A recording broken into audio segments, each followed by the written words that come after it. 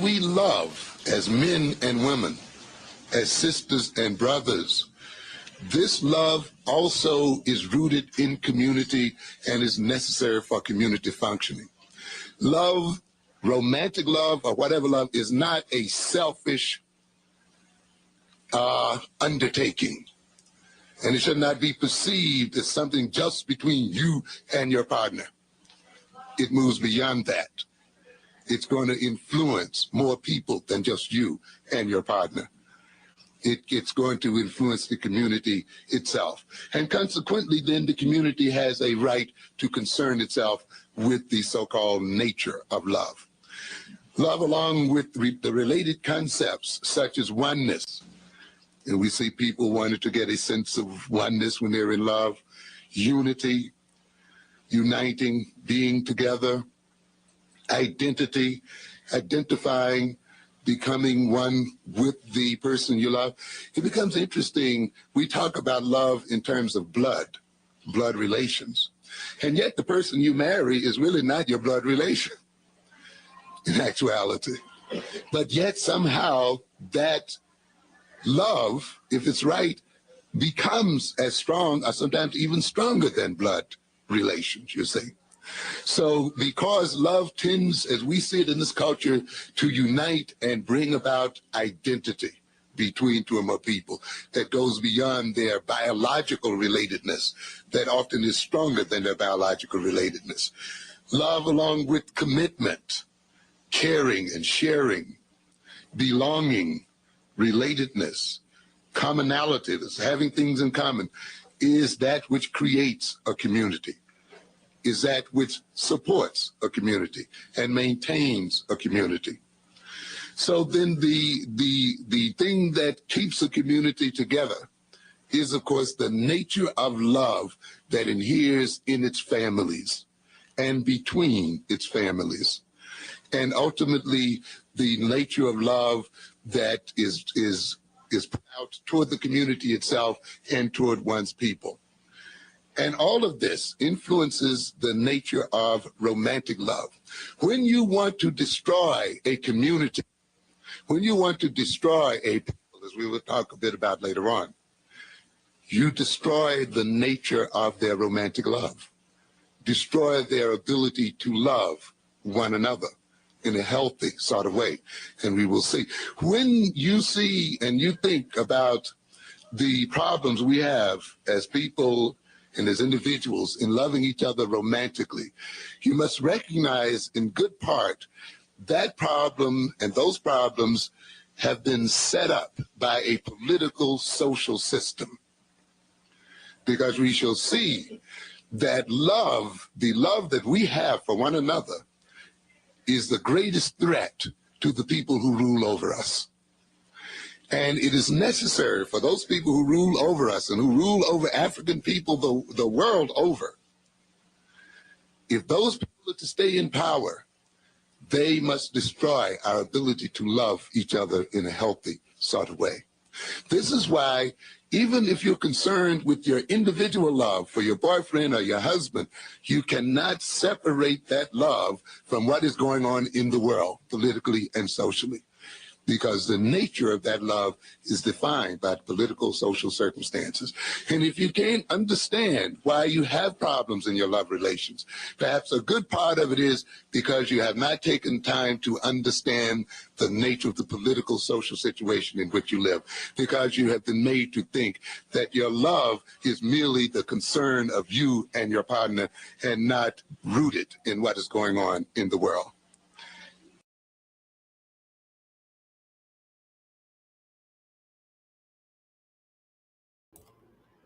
What is good, my people? We are live back again with another live broadcast on the forecast.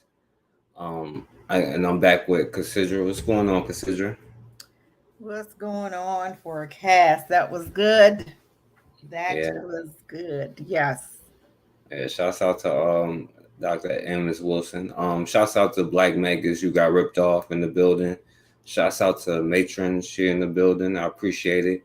Only the pro-black perspective, you know.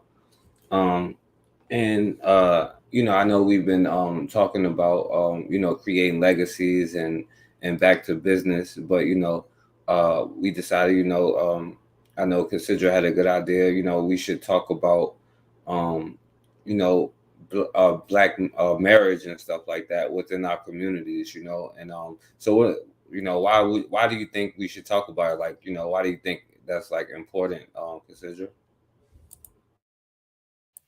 For forecast, this subject is the most important among us Black people because just what the young man was saying, he said something about they're trying to destroy the Black love. And I'm looking at it, and it was very hard to find subjects and topics for this subject right here. And they're doing a darn good job, and we're allowing it. So when are we going to look at what's going on in the Black community and understand that this is done on purpose? All of this is done on purpose, and we're going right along with it. And it's sad because we're the 911. We've forgotten as being Black women how important the male presence is. When you got a man at your side, when you got a man in your bed, a man in your home, a man that's there for your children and your protection, you have a whole different world. You understand what I'm saying? I look at when we were together in the 60s and the 70s, the 50s, and Black families were normal. We were working it, we were doing it, we was coming together, we was loving each other, we was, partnering with each other. Not saying it was perfect, but I'm telling you now, right now, this is a mess. I don't want to leave this to my granddaughters. Marriage is gonna be like what? It's kind of weird to see your family now together. You know, it looks like the norm is for Black women to have baby mom, to be baby mamas instead of wives. And that's the norm for Black men to have 5 different baby mamas. That's the norm.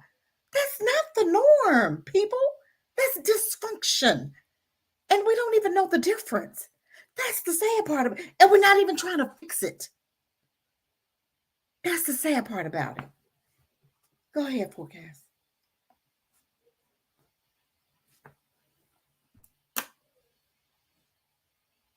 You're muted.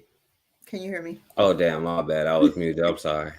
Uh, yeah. So yeah, I agree with you. And like Megan said, hence the problem on this planet is white people, regardless of the makeup. Matron said the most revolutionary thing you can do is build a strong Black family. That's very important. The implanted Black Megan said the implanted self hatred has crippled our people's ability to value Black love. And I want to chop it up with Consider just for a little while, and then hopefully if y'all got an opinion, y'all can definitely come through. I remember we was talking about this before. Shouts out to Matron who came on, and Bakari, and and, uh and my brother Koku came through, on the live. We was talking a little bit about it. But even to like, I'm not sure like how you feel about it. Just since we was talking about business, and what, how do you feel about when people say like marriage is like a business or something like that? You ever heard when people say that? I've heard that. I've heard that. I don't even know how to look at that. Marriage to me is a partnership, yes. And it's all about coming together just to, I don't even know how to say it. I don't even know if I look at it like a business. I've heard that, but if some people want to come on here and help us to, do this, it'd be nice to have other, other people ideas on this marriage topic because I think this thing is so important. And this show, I'm telling you, it's the most important. As far as the family, it's important because the men, and I'm gonna go a little deeper than what you just said. I believe that it's almost like a pattern. It has to be a healthy pattern for our babies. It has to be a healthy pattern for our men to teach our little boys how to be fathers, how to be providers, protectors. How do they learn that without the dad in the home? How do you learn how to be a partner? How do you learn what are you supposed to be doing as a father if there's no man there? And the homes are just terrible. It's at a point now that You married 2 years. You good now, which is crazy. But there's no examples. There's no examples. Even fathers are supposed to be there to teach their daughters what kind of man they're going to attract to them. So what kind of men are our little babies getting, little girls getting right now? They're getting thugs. They're getting men that's baby, men that want to have baby mamas all over the country, all over the projects, all on one block. They neighbors. I'm going to Becky. I'm going cross street tonight, and I'm going to Rachel's. And we got these traveling, these traveling baby daddies who the girl knows has 5 other baby mamas. Okay, but that's what they're settling for. But who taught them? Who taught them that that's not normal? So how do you learn that? So when I look at it and I said, well, it's a business, I guess it kind of is, right? The business of producing healthy families, the business of healing, you healing each other, and not just healing each other, but wanting to be whole and wanting to be healthy so that you can have a healthy relationship, so that your family, you can have a healthy family and you can raise healthy children. Because if you have 2 adults that's not healthy in the business, what happens to the business? It folds, right? Okay. So if you want to say it's a business, it's a business. Because if you don't have those healthy adults, it's gone.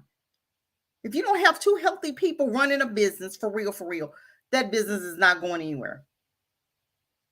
It's not. So it's all about learning and doing something different. If you've never had a business, you got to do your research, right? How to run that business. You've never been married. Your parents, you didn't see a healthy marriage. You didn't see it, growing up. Google is your friend. Get you some therapy before you even get married.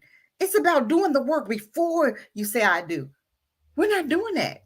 We just, we sexing in one day and we married, we married for the sex. Then the sex is old. Now, okay, well, that's boring. Let's do something different. Okay, where's the perseverance? We didn't learn that person. We didn't invest in our business, did we? So we didn't invest in our marriage, did we?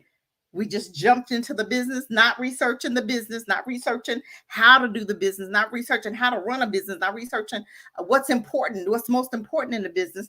We didn't research any of it. So I guess you can say it's like a business. So where we go from here? Investing in yourself. And I'm going to tell you what I told my girls, because I was married to their dad. We were married 10 years, right? And we were young. I was 21. He was, 24, 23, 24. But his parents had been married for 42 years, right? And I thought, oh my God, he know what to do. He's going to teach me, because I was a product of rape. I'm not afraid to say it. So I grew up very dysfunctional. My mom was never there. My dad wasn't there. Didn't know him. Didn't even know if I wanted to, because of how I came about. So I didn't even know if I wanted to look for him, or, so I never met him. Okay. So there you have dysfunctional. We're like 2 only children. Okay. So you got a lot of spoiledness going on, a lot of, self-centeredness. It's a mess. Okay. You have a mess from the beginning. And it's not funny, it's sad though.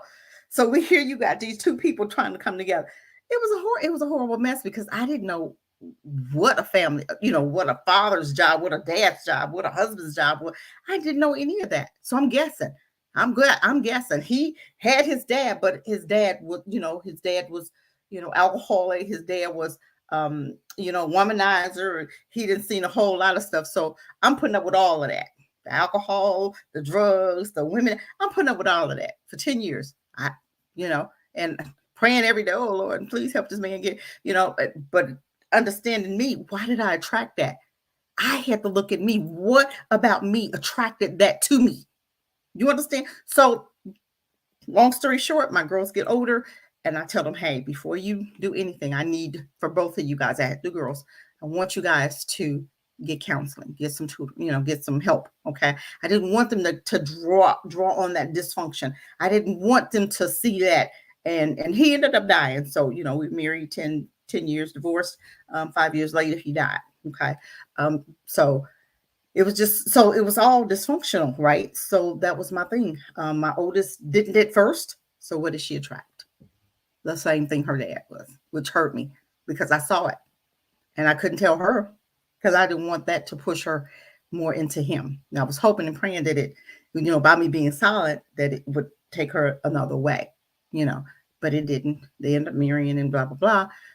It was, but now, after that, she got the counseling. Now, totally perfect. Is now she's got that great guy, but had to get the counseling first to fix. And that's what the business is all about, right? This business, and it is okay. I'm gonna say it's a business.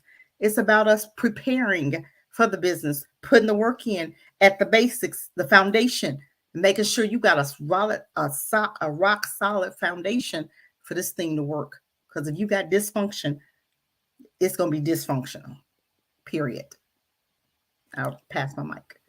Yeah, and I agree with you what you're saying, and before we touch on like the younger people and like the trend of not getting married, one thing I want to ask you is like, because you said you got to put the work in before I do and all of that, like like what do you mean by that, and like what is like putting in the work, like some examples, you know what I mean, like.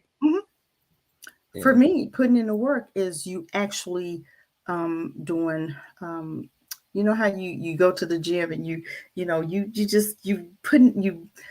getting the counseling for one, understanding who you are as a person, as a woman, and as a man. And I think it should happen on both sides. And not for me right now, I wouldn't get into a relationship with somebody who's not willing to at least go to counseling at first, because you meet a lot of men right now, and men, and I'm just saying, men, they don't heal. They jump from relationship to relationship to relationship, and they're getting all the same thing that they had the first relationship because they're not doing the work to attract anything different. Okay. And that's for women too. You find a woman that's, you in and out of a relationship. I guarantee you that's a different face, same spirit, different face, because you didn't do the work. And you could ask a lot of guys, what would you do different with the next woman? Or what did you learn from the last relationship? It was her. That's the first thing they'll say. And my thing right there is, put on the brakes. He's not ready. So I'm saying, do the work on you first, getting the treatments. Google is your friend, getting you some books, learning about you, especially if you grew up without a dad. Because that's a lot, you got daddy issues, so anything that guy does, it's going to trigger, okay? Because you attracted somebody to you that's probably broken because you're broken. Because I grew up without a dad, so it was a lot of brokenness. And I'm being transparent right now. There was a lot of brokenness, okay? Being a product of rape. So therefore, my mom wasn't healed up. So of course, a lot of that sprued in on me. So you got a lot of, wounds, okay? And just not even knowing what it takes, what kind of man I'm drawing. But I'm drawing broken men because I'm broken. So until you get that help and therapy works, I guarantee you it works. And sometimes it's just staying single just to get the healing that you need, either from childhood, because you grow up, if you don't get the help, that stuff is still there. And some people, if you don't talk about it, they think it's gone. It's not. It's still there. It's not. It's here. And it comes up when that man does something that triggers, because guess what? You're going to get what you get. You're going to get what you've been, an absent person. You're going to get a person that could be absent emotionally, maybe physically, maybe could be there every, because my first husband, we were married, but a lot of my friends didn't know I was married because he was doing his thing. And, I was, raising the kids. He was out doing his thing, doing what he wanted to do, drinking and drugging and just out having a good old time. I wasn't that type of person. So I drew in it was opposites attract. And we were total opposite. I wasn't a partier. I didn't go drinking. I wasn't a drugger. I didn't even drink. I didn't smoke. I didn't party. I was just, Cassie. I was just born little Cassie who was attracted. And first I didn't even like him when I first met him. We just happened to be friends. We got to be friends, got to know each other and started dating.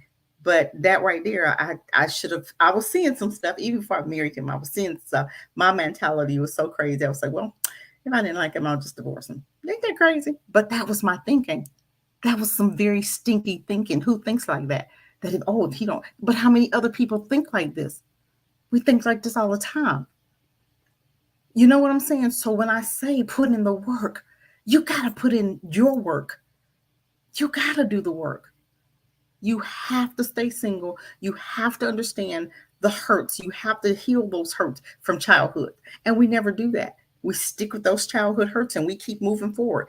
Whether it's the correct way of moving forward or not, we still we still guessing because we didn't get the help that we needed, the therapy. And I believe in therapy. I do.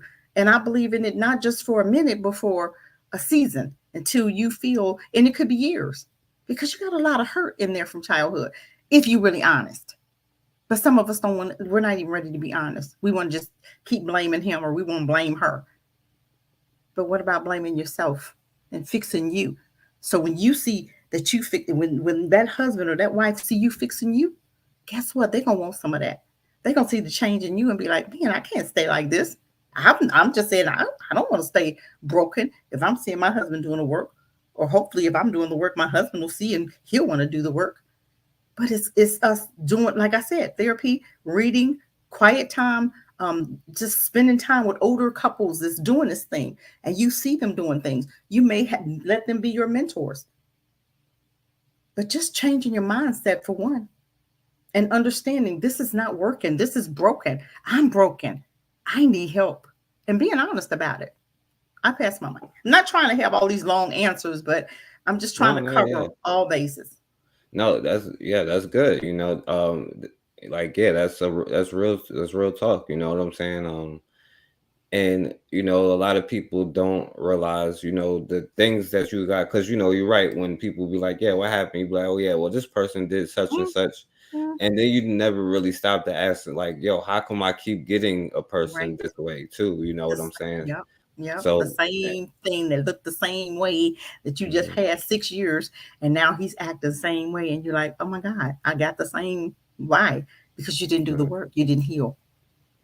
Yeah, and then and I understand when young brothers be like, oh yeah, like women don't want the good guy, but then it's the same. I hear women too, like, well, they don't want the good woman. But oftentimes it's like sometimes like people make excuses. You don't put yourselves in position. You know what I'm saying? Like even as far as you know going to something, not just going to like the club or something, but to something that you like doing, like a hobby thing, or a club or something, but doing the necessary steps on yourself so that you don't attract certain things, because all of it is true. Because if people be like, oh, you love who you love, but it's like it's not just like that. You got to put in like work. And I see that as far as evaluating, like you said, it's evaluating yourself to see what kind of friends are around you, what kind of men are you attracting to yourself. I had one girlfriend and we worked together, and she was, talking about all these different men that she was, drawn to herself. And she kept saying they. And she got mad because I said, it's not they, it's you. I said, you're not doing the work in you. Well, how am I not doing the and it went from there. I didn't care because I'm her friend and I need her to understand that I need you to do some work if you want a different type of man. Because all these men were the same. And they was all treating her bad. And I said, honey, sweetheart, you have to understand, why are you attracting this type of man? You have to do the work in you in order to attract something different. You have got to spend time by yourself in order to heal, because each relationship, you're doing something different. You're going at it at the same way. You're not changing anything. So you're not going to get anything different.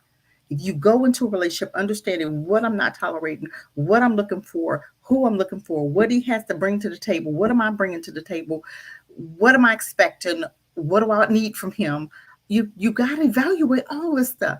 And if you don't do that, you're going to get the same type of woman or the same type of man, and you're going to continue to rest for the next 6 years getting hurt, more baggage, because now all men ain't this, that, and the other. But it's not them, it's you. You're not doing the work on you. So we got black men pointing fingers at black women and not taking any of this responsibility on themselves, and just say, I'm just jacked up. I'm being honest with myself. I'm jacked the hell up because of the society we live in. And all this shit was done to us on purpose. And we don't even understand it. We're not even relating it back to slavery. We're not relating it back to Big Mama, who was bipolar, who was super, super crazy, and everybody was scared of her. But we just said, "Oh, Big Mama, don't make her mad." Remember that? Yes, I remember that. But Big Mama had bipolar and never got medicated. So we just was scared of Big Mama and we took on her attributes. So now we acting just like Big Mama, going off, having the same thing. No healing. No healing is happening in the Black community. No being honest. We're not even being honest about ourselves to evaluate anything. We're just passing stuff down. We're this way. I know I'm like this, and this is the way I am, and I ain't changing. That hurts. That's what we're doing. So we pass it on to our daughters. And then our daughters pass it on to our granddaughters. And you look at your granddaughter, she looks and acts just like you. No, that's not, no. No, when are we going to do the work on us to get some different results in our community? When are we going to do the work so that we can have healthy relationships, so we can have healthy marriages? Right now, we don't know what we're doing. We don't even know how to love ourselves, let alone somebody else. So if I can't love me, how am I going to love this man? And how am I going to love this newborn baby who I just gave birth to when I can't even love me? I don't even like me. You understand what I'm saying? So Yeah. how do we heal that? So you with a man who's dysfunctional, you dysfunctional, now your little baby dysfunctional. Now you gotta, then your baby grow up, now your grandchildren dysfunctional. What are we doing? It's time for us as Black people to be really honest, to understand all of this, we have got to be separated from them in order to get the healing that we need. Period. No marrying them, because ain't none of them good. I don't give a dang on. Somebody said, "Oh, ain't none of them." God said, "Ain't none of them good. None of them. Ain't nothing good in them." He said that. But we trying to contradict him and say, "Yes, all of them aren't like that." Yeah, they all are. All of them. Because those are still the little, the ancestors. Their ancestors were the ones that burned your relatives alive. So now you're married to them. No, we have to get to the place we're separated totally from them. We get the counseling we need. We start educating our own babies. We start putting down some codes of behavior. We start putting some things in place for our children so that they can attract, so they can heal and start attracting healthy relationships and understanding marriage. What is it all about? And understanding what's a father's duty, what's a mom's duty, and understanding that at no way, no shape, no how should a man be putting his hands on you or yelling or cussing you out or talking to you any kind of way. That's not love. But we think it is because we've seen it so much. And we saw Uncle Bobby, who was beating that woman, who was cussing and cussed out everybody. Granddaddy, remember Granddaddy used to cuss out everybody. And he come in drunk. He beating the mama, he beating the kids, and all the kids. Well, Daddy coming home Friday. We got to run and hide because he coming in drunk and he gonna beat up everybody. Come on, that's dysfunction. How are we dealing with that? So of course we attracted a man that's coming in beating on us. So what are we passing down to our daughters? Then they get a man, and you get older. Now you see your daughter, and she's got the neighborhood hoodlum that his past, and now you see him beating her, and you fussing at her. Why are you fussing at her? She's only doing what she saw you do. I pass my mic. Yeah, you're absolutely right. And only said Big Mama was bipolar. That was deep. Yeah. I mean, that's real talk, though. You know what I'm saying? Because a It's lot of time to be people don't honest. discuss. Yeah, we don't discuss it. No, we don't. We just, don't shush and uncle who've been touching all the kids. Okay, I'm just being honest. So you got some dysfunction there too. Okay, because those are the family secrets. Nobody talk about that. Yeah. It's time to be honest to get healing, y'all. We're so damaged. Go ahead, Broncos. No, yeah, I mean, no, you're right. I knew people like somebody who I knew, like their actual father was doing that, and they were scared to tell their mother because he was threatening them, and then luckily that person listened. But then I know somebody else where she was staying with somebody else, and that person's boyfriend used to mess with her, and she told her, and she was like, "Oh, so you lying, you jealous, and all of this stuff." You know what I'm saying? But she grew up to be a person who is kind of dysfunctional herself. You know what I'm saying? Like, I'll just say that. But like, and then I see that she has children, And even I not to put her business out there, but like even her children is young, having babies, and it doesn't look like the father is there. You know what I'm saying? Like I don't know all her business and stuff, but it's some stuff that you could just see, and but that, and I just could see like just from afar like how it goes down, and I didn't realize why certain people, but then like you were saying, like because each each one end has this other, you know what I'm saying, like you attract, you know what I'm saying, like and that's also there to let you know so that you can break like generational trauma, generational curses and stuff like that, you know what I'm saying. And shouts out to Bakari in the building.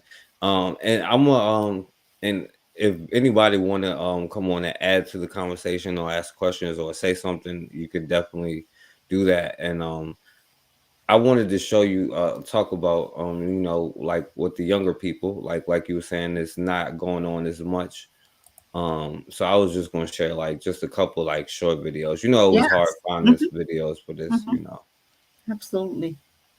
Um, So yeah, like you make a lot of good points, and those is points that we need to talk about in the first place. But all right, so this brother is talking about a black marriage status versus America, but it's not really about other people. It's just about black marriage.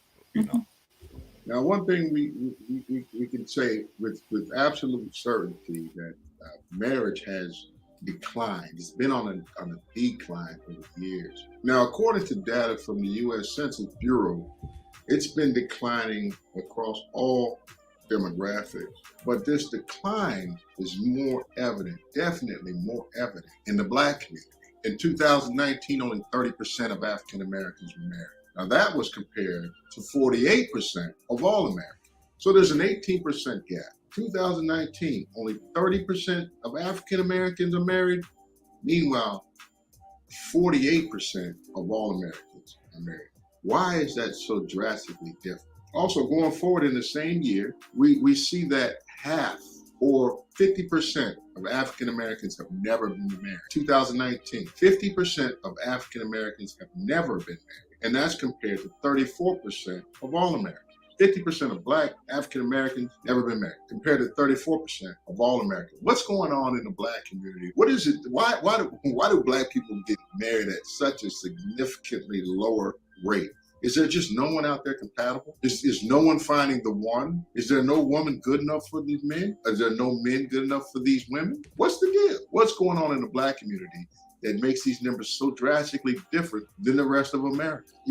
Now, like I said, it's hard finding other stuff that's not like, oh, well, it's black women is the armor, or black men is the this and that, it's where you hit the like let's be real, like coon talking points that you hear people do where we, so it's hard to get to like the root of the conversation when it comes to this, and I'll say myself, I'm a brother who has not been married before, but so like based off what he's saying that 50% of young black people haven't been married, and um like they like the marriage rate that we have, why do you think that, especially with the younger generation, Cassidra? Wow, that's a good one. You said, why do I think that 50% have not been married? It might be a little lower than that. But I want to show you something. I know you're showing a video, but there's a woman that I was just looking at, and she was sharing how society, America, let's talk about America, half our men, this percentage in jail, this percentage is gay. This is so much going on in our community. And they've gotten us to the point, and this is the educational system has done their part. And then of course you're not understanding how important a man is in the home because you grew up without one. So you're not even understanding how to reverse the curse. This stuff is getting, it's almost like we piling it on and nobody's fixing it. You know how you have a boat and the boat is leaking and you're not even trying to get the boat, not even trying to get the water out the boat. You just let it sink. You see it sinking, but you're not doing anything. You're not, you're not going to class. You're not doing, just letting it go, just not doing anything, just not even trying to heal it because it looks like it's so much damage done. But if we got to the point that we start working on us, that number can turn around. But are we willing to do the work? And that's the problem. A lot of us is not willing to do the work. I want to show you something. Can I show something on this side? Is it going to let me do it on my Yeah, side? yeah. All you have to do is hit share, and then I'll put it up there. Okay. I'm going to share my screen. I'm going to see. I think I can do it here. I just want to show just for a minute. Then that way we'll understand what's going on here. This might help us to understand. Can you guys see it? Okay, it's up there now. Go ahead. Okay, just listen to this right here. By the time you take that Black people are only 11% of the population, Black men being half of that 11%, by the time you remove the gay men, by the time you remove the mass incarceration, that when you see the populations of these prisons, and it is predominantly Black men that are, these prisons are full of Black men, full at an exponential rate compared to our percentage of society. We're only 11% of the population, but the prisons are full of Black men. You take out the men who are already married. You take out the men who are on the down low, gay, pretending to be straight, but ain't never going to marry a woman. Or if they do, they're bearding, faking, fronting, whatever. Inside of the still group of eligible Black men in the dating pool, you still now, under heterosexual Black men who are not married and who are not gay and who are not in prison, are still going to be your gold tooth, pants sagging dudes who have 0 sense. That's still inside of that number. Black men have come at me when I say there's not enough eligible men, and they push back at me. But one of the things I've realized about good Black men is that you don't realize that, first of all, there's not a gazillion more like you. I've noticed this even with my husband. There's a lack of awareness around what is eligible and the availability of Black men. My husband thinks so many men are just like him, that there's just really a bunch of Carrie Popes running around that are. But you know what I'm saying? Even with that, and I just wanted to, because she was talking about what's eligible, what's out there. We got a lot of dysfunction that's out there. I'm gonna stop sharing. We got a lot of dysfunction in our communities. A lot. So I don't even think that number is 50. What was it? 40%? I don't even think it's that. I really don't believe it's that high. And then now you're talking about men, Black men that don't even want Black women. Okay, what's that percentage? 10% probably? 12%? I'm just saying. So what are we doing? What is the plan for us to turn this around? We're not even thinking ahead.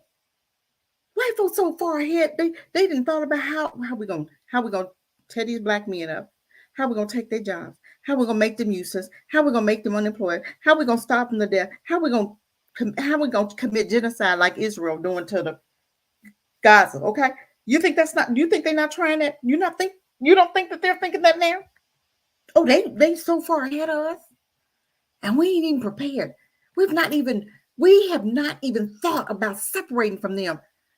The only way they don't get to you is you separate and start creating your own right now. But we won't even do that. You'll wait until you see Black folk falling, and then you're going to look crazy. What do? Well, we're in a burning building. We need to get out the burning building for one. How do we fix it? We separate. How do we separate? We pull our monies together. We start buying land. We start creating our own schools. Rather, we doing it online for now until we can get them in our own communities. We get armed up, and we build our own Black Wall Street again. We've done it before. That's the only way that we're going to make it out of this alive and intact. Because right now, we are depending on them for our every breath. That's very dangerous. We're depending on them for our food. for everything. That's crazy. How are you depending on your enemies to do for you what you taught them how to do? So now all of a sudden we the students. How does the teacher become the student? I keep asking that. This is serious.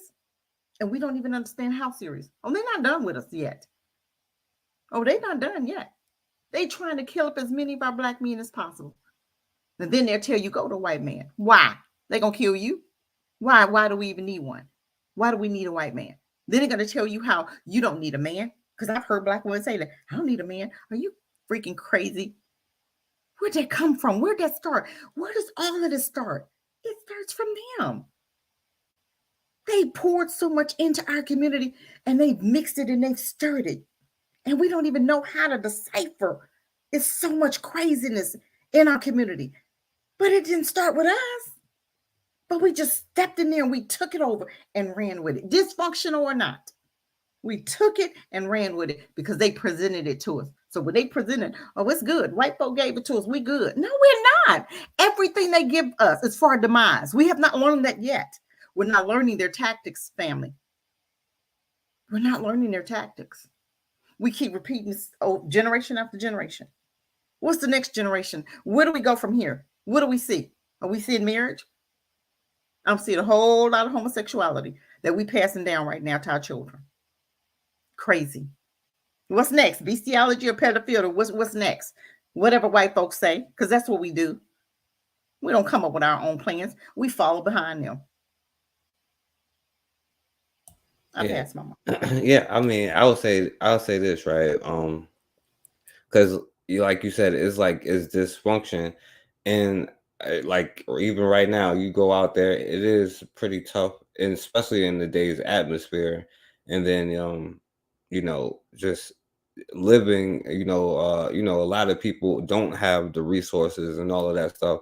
But then even when you have relationships, because like I said, like people don't even realize how much like of course I would never be like, what I'm saying, like, well, all this person or all that, now I'm going to like white girls or white dudes, because I'm starting to see a lot of people doing that. I even talked about it. I went out like during the summertime with my family. I seen a lot of black girls with white dudes and black dudes with white girls, you know what I'm saying?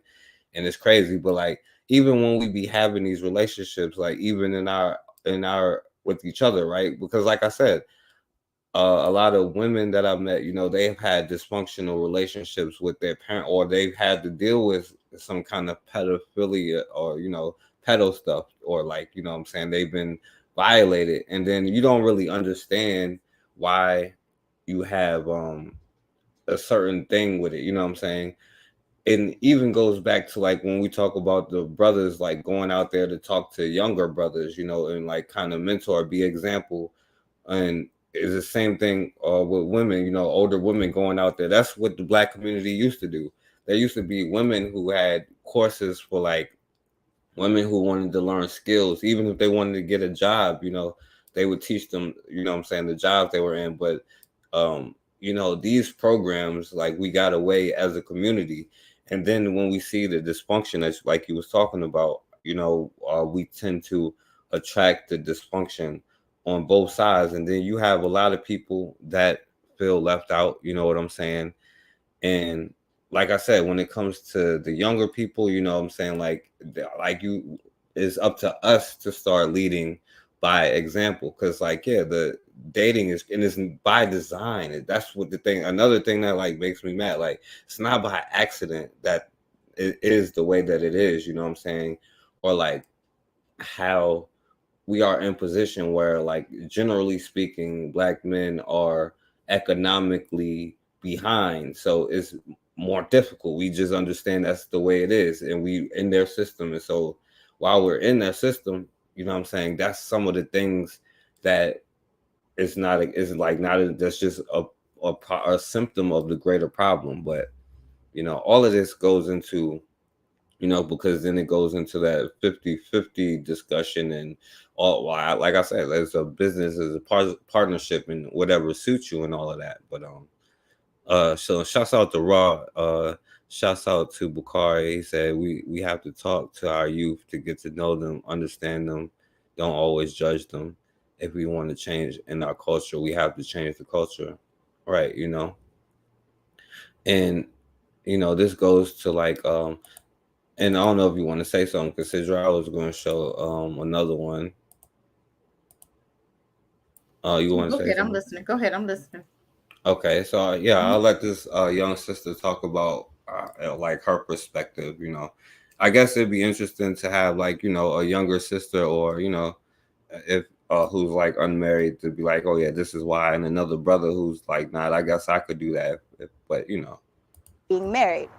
The thing is, marriage used to be a particularly special occasion. It still is, but according to the way a lot of people wait to get married, it just seems like the marriage rate has declined a little bit. In 2018, 20% of young adults aged 18 to 34 were married, which is a decrease in 30% when compared to 59% of young adults within the same age range being married in the 70s. So back in the 70s, we go back a few years, it seems like a lot of younger people were ready to get married, when compared to today, a lot of younger people are not looking to get married at all. And let's talk about a little bit why that is. First of all, it seems like in this day and age, in this generation, Black people definitely have a fear of failure. So when you're stepping into that marriage, you're stepping into that relationship, one of the main things on your mind is going to be, oh my God, I hope I don't mess this up. So when we talk about failure, we think back to somebody's family origin and the way they were raised and the way you were grown up. Maybe you can think back to, oh, I'm so scared. I don't want what happened to my parents to happen to me. I don't know what happened to my aunts or my uncles, my grandparents. They're not married, or maybe they did stay married, but it wasn't a happy marriage. Despite the fact that Black people have this fear of failure because of the way that they were brought up, and possibly bringing childhood trauma into the marriage, growing up with a certain belief that they were built up with. Despite all of this, it's very, very true that Black people are still marrying Black people. That's what we really need to focus on here. With all this controversy, there's only a 12% divorce rate within the Black community, which is only 1% higher than the rest of America. And there's also, it's kind of sad to me that 50% of Black Americans are unmarried, but we're also looking at the fact that a lot of Black people have that fear of failure and the lack of not really knowing what it takes to be in that sort of relationship. So that's why they hold off on marrying, or maybe they may feel like the opportunity is not for them. Maybe some people don't want to marry at all. But within all of this, it is very true. In America, it shows that 29% of the Black community is actually married. So let's look at this. 93% of Black women are married to Black men, and 85% of Black men are married to Black women. So where are we getting the misconception that Black people are not marrying each other? Because it's very clear that we all are. right. She named some other stuff. And that's simply because there's a lack of direction on what we should be doing and what it takes to actually maintain a healthy relationship. When it comes to that, that's what we need to really look at as a community. In this generation, a lot of young adults do not want to get married. And that's simply because of the fact that what representation do we have? The representation we have is little to none. Despite the fact that Black people are marrying Black people, you don't see that in the media. And if you do see it in the media, it's this kind of image that's conveyed as you have to be a certain way, or you have to act a certain way, you have to look a certain way. These are the things that we are learning. So when it comes to wanting to make that decision for ourselves as young adults, it's very, very hard to commit. It's very hard to sit down and say, I'm going to make this decision. I know what it takes, because we don't have that guidance. We don't have that direction. So that's partially why 50% of the Black community is unmarried. All right. So what do you think about that one, Cassidra? Wow. You know what? I was listening to what she was saying. And I believe that we have to start asking questions. Just like she said, why is marriage so important? We got to understand why. Why do we? First, we got to understand, why do we need to get married? Why is it so important? What's the big deal? That's not an important question anymore. So that's why a lot of people aren't doing it. I understand what she's saying, but we're not asking those questions. Why should you? Why should I get married before having kids? My mom didn't. So my mom, knows everything. So our children tend to do as we do and not as we say. And then again, we're not saying is it worth it? Is it worth it staying married, or is it even worth getting married? Or is it worth us staying married for the kids' sake? These are questions that we're not even asking. I haven't heard people ask these questions in a long time. So marriage is not really on a whole lot of folks' mind right now. Having sex, having babies, getting my business, just like she showed the chart. Not enough time, not the right time. When is the right time? When I get some money. Well, how much money you got to have? Well, I don't know. Okay, so this is where that gap comes in at. We have to get back to having seminars. We have to get back to teaching our babies how important it is to be married. Having these summer seminars for our older high school students, maybe college students, going to some of these high schools, going to some of these colleges, having just a night in the park, a premarital, let's get back to business. Let's talk about marriage. Let's talk about why it's important. We got to start. These are conversations we need to have immediately. Because some of our kids, some of you didn't even think about this. As long as they can get that little freak on there, live with you forever, it's easier for me to walk away. It's cheaper to keep her, or it's cheaper not to marry at all. So that's what I've seen some black men say, it's just cheaper not, just don't even marry. Then you can walk away, you can still keep your gains and still keep your property, still keep your businesses, and you don't have to share with nobody. But then once I get married, I've heard this conversation. Why should we get married? We lose everything. We get married, we divorce, she gets everything. Well, why are we thinking about divorcing? Let's get healed up so we don't have to get divorced. Back in the day, our grandmas did it. Great grandma did it, right? They stayed married forever. Why are we doing that? Why aren't we thinking about it? It's not even a conversation. We're not even thinking about what happens if we never get married. How is the dads not growing up in the home affecting our sons, our children?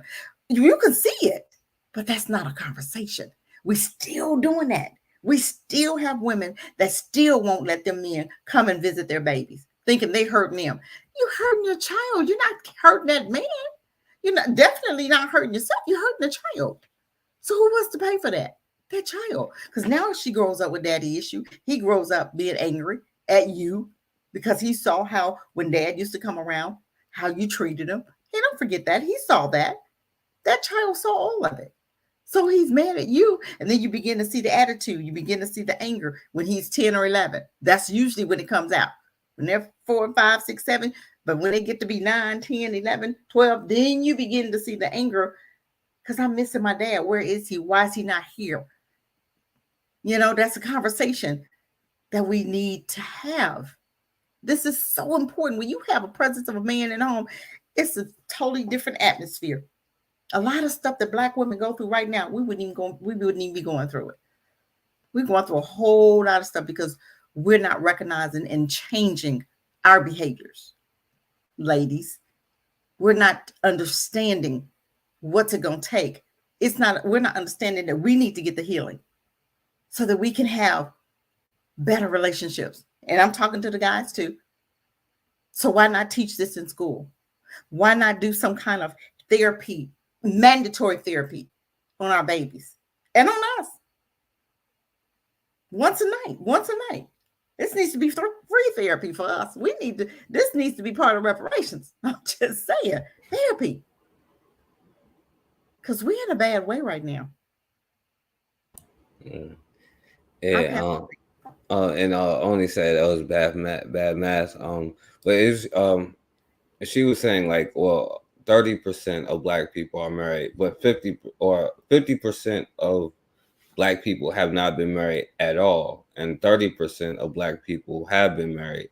So that would leave like 20% that have been like maybe married and divorced, or like widow, or they're interracial fools. You know what I'm saying?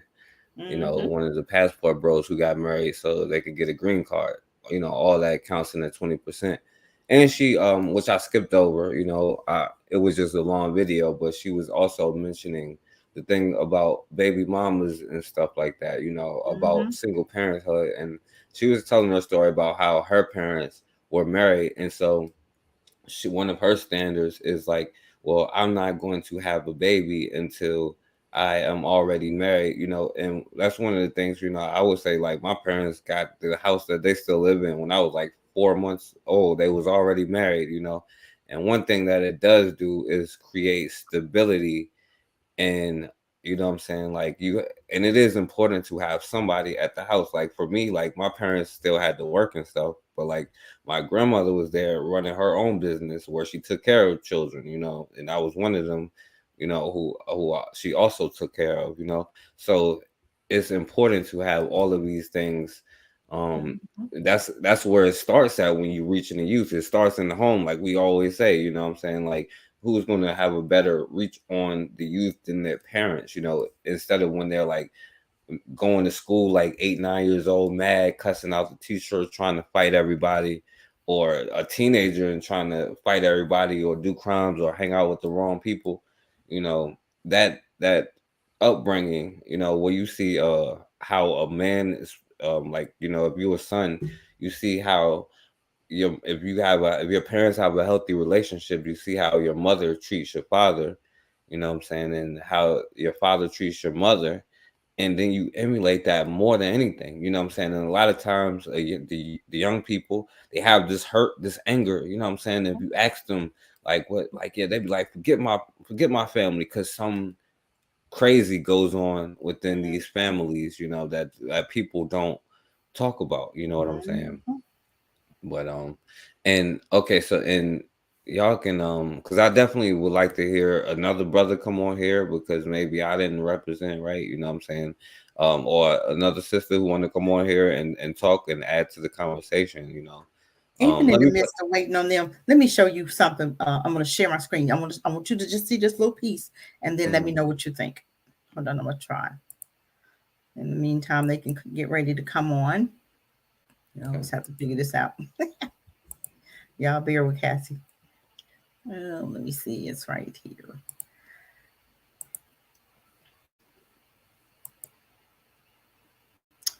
Okay, let me see here. Male versus man. yeah.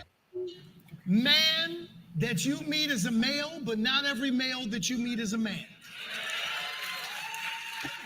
My manhood began the day that I stopped doing things that I had to lie about.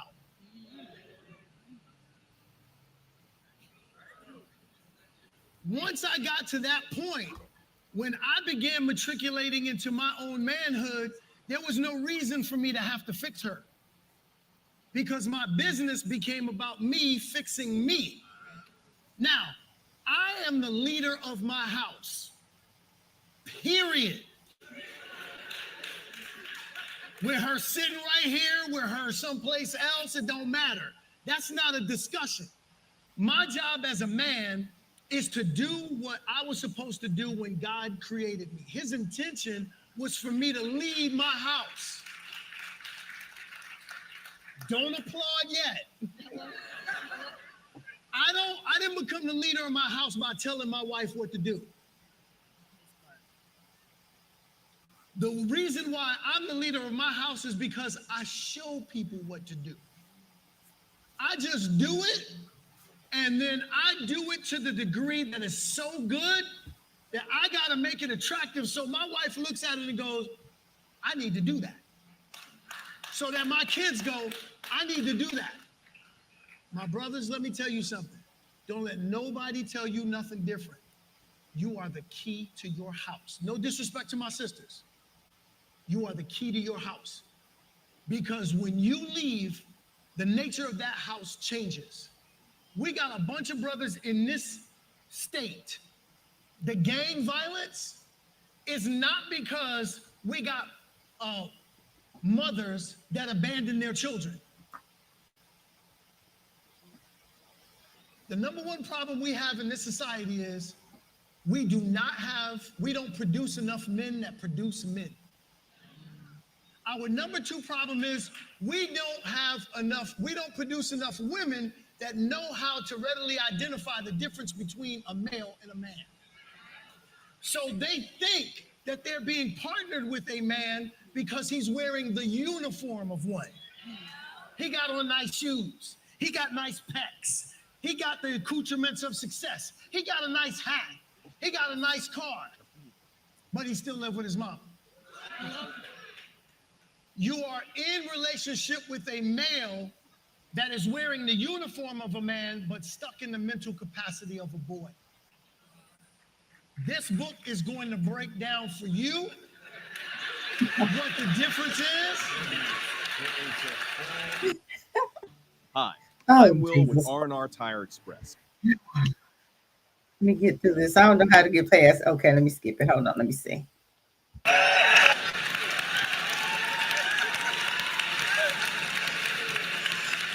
Listen, let me tell you something. I would have been a better husband. You better go with this. I would have been a better husband if I would have had my father teach me how to be one. How you gonna be a husband and nobody ever taught you how to be that? How you gonna be a wife and nobody ever taught you how to be that? We need to have this more often where we sit down and this is why the show came about in the first place. Because they're like, how do I get to be a better wife? How do I get to be a better husband? I gotta be in a community of folks that give us information. How many times have people lied to you about what a relationship is? Or what a marriage is? Oh man, yeah, you're gonna love it. You're gonna love it.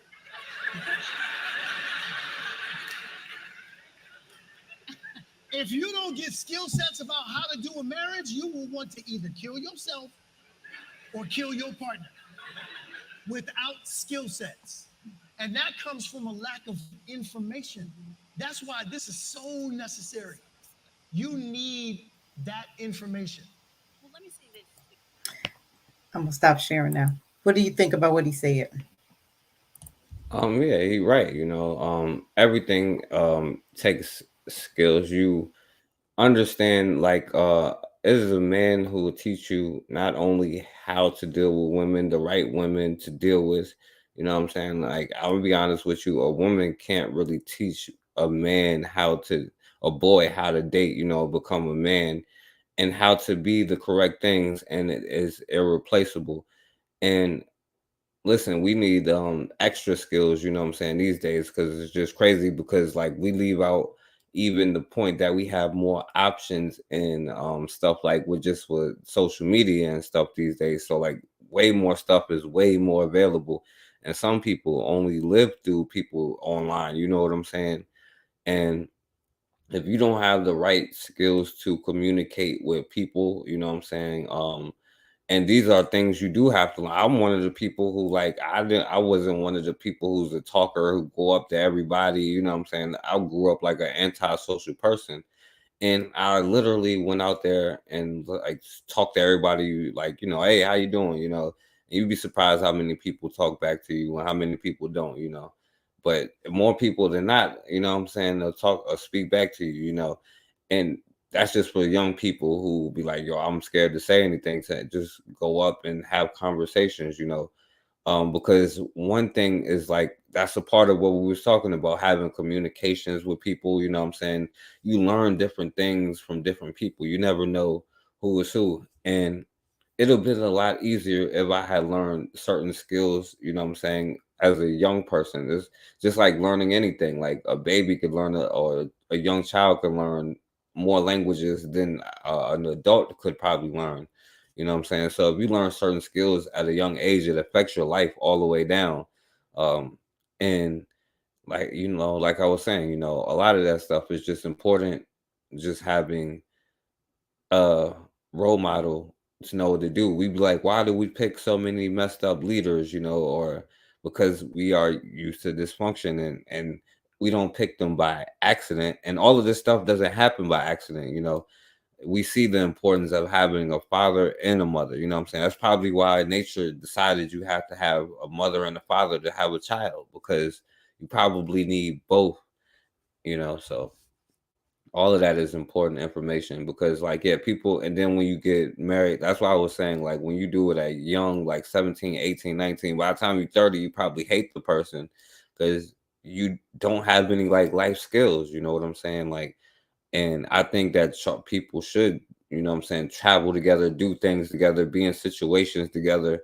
You know what I'm saying? Be friends and all of that stuff. You know, but it's just not the way it works like right now because everybody want to do stuff so fast. You know, but you know, I don't know what you think.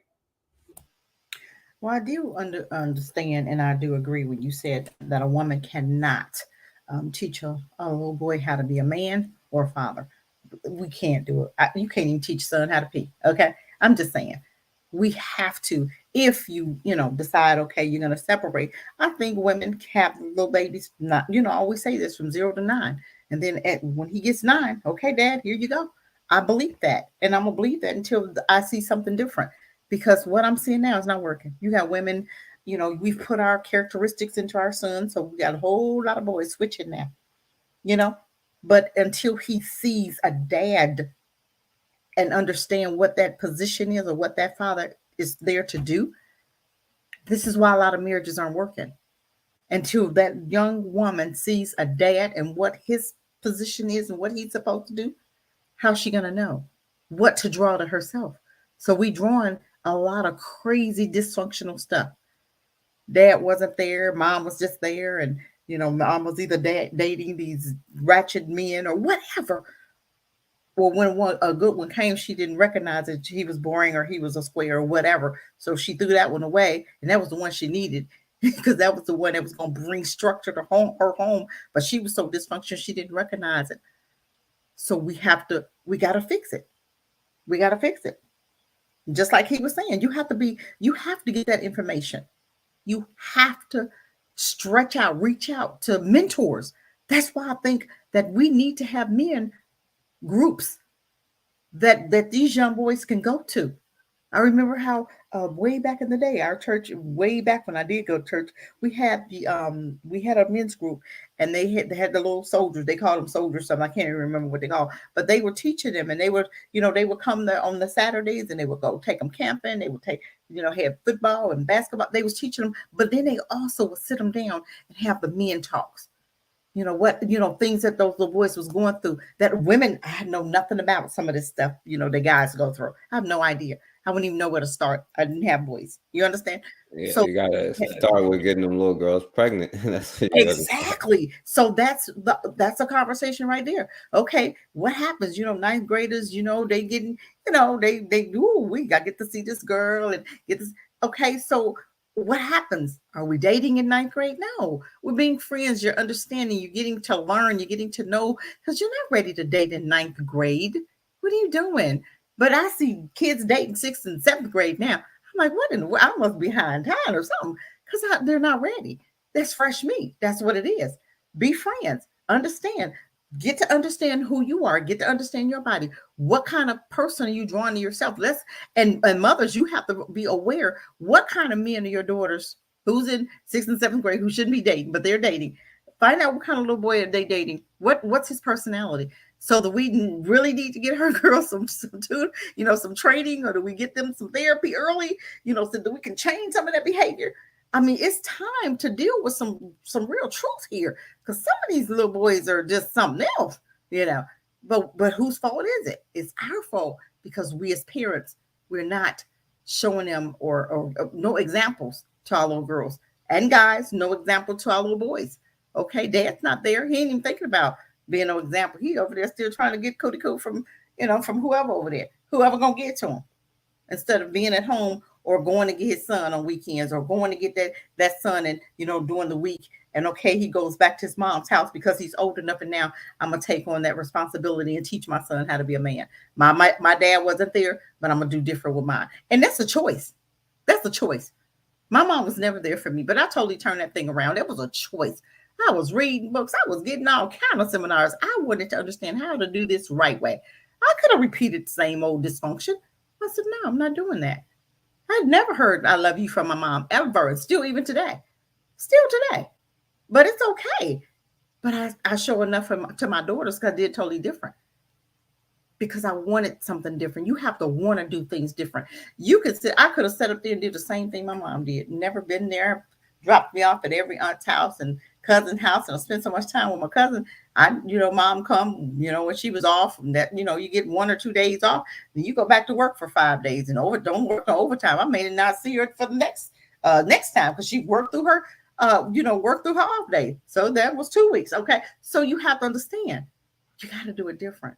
And I chose to do it totally different. And that's a choice. I rest my mic.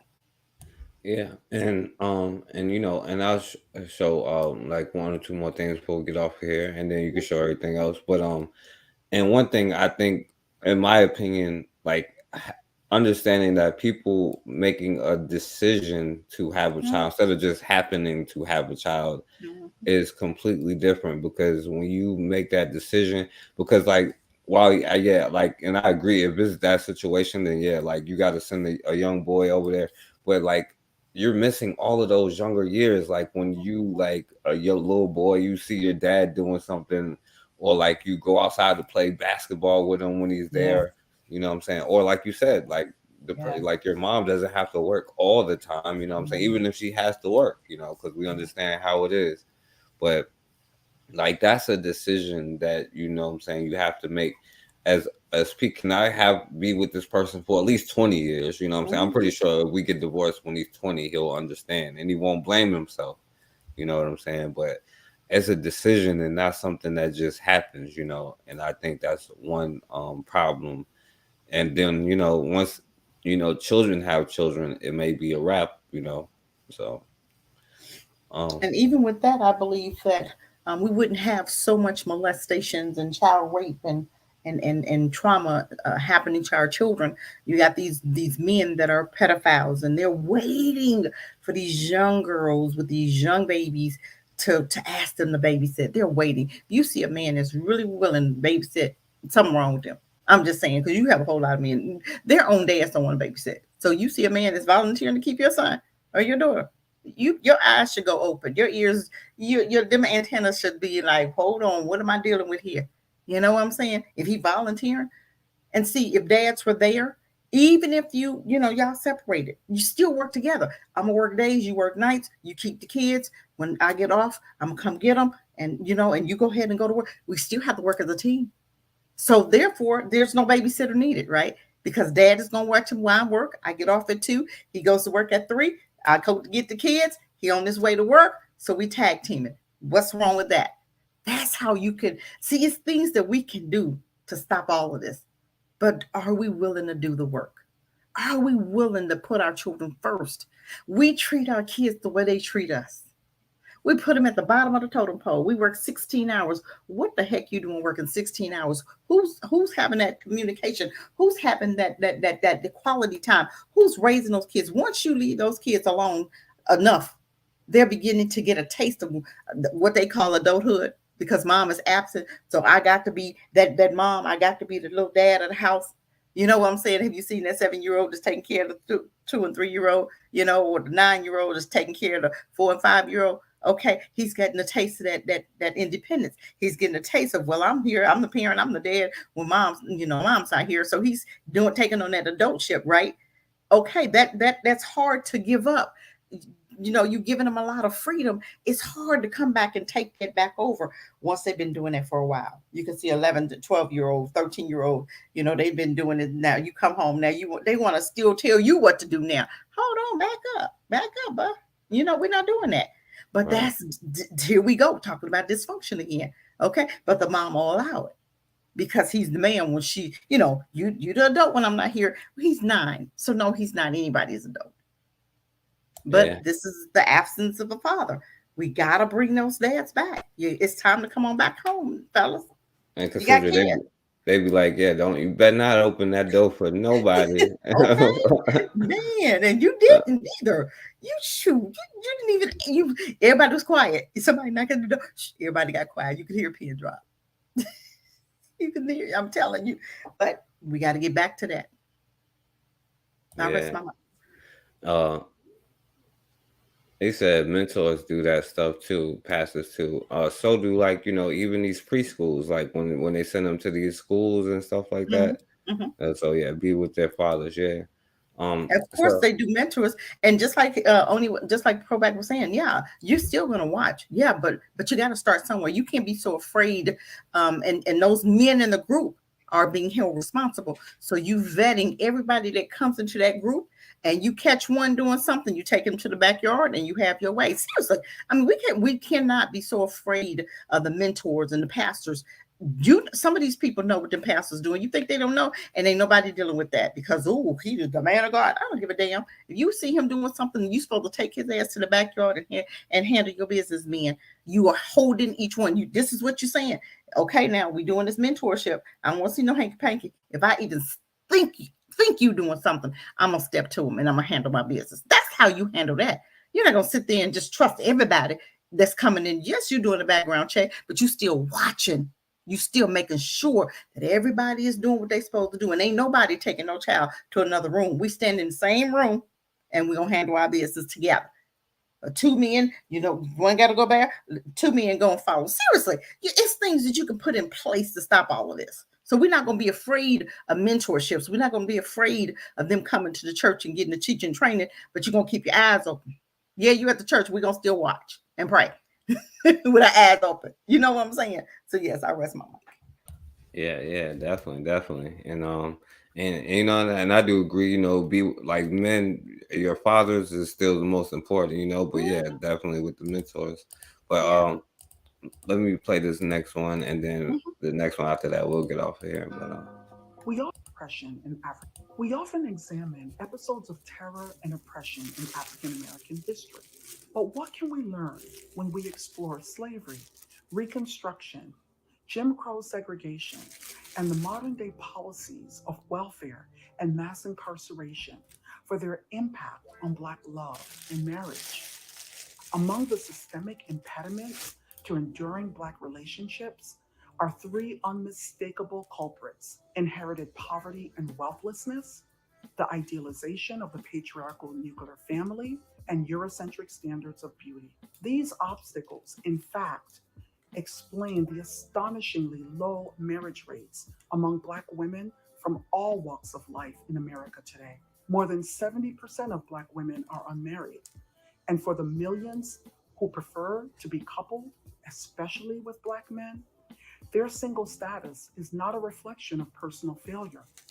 Forbidden Black love is America's unrecognized civil rights issue.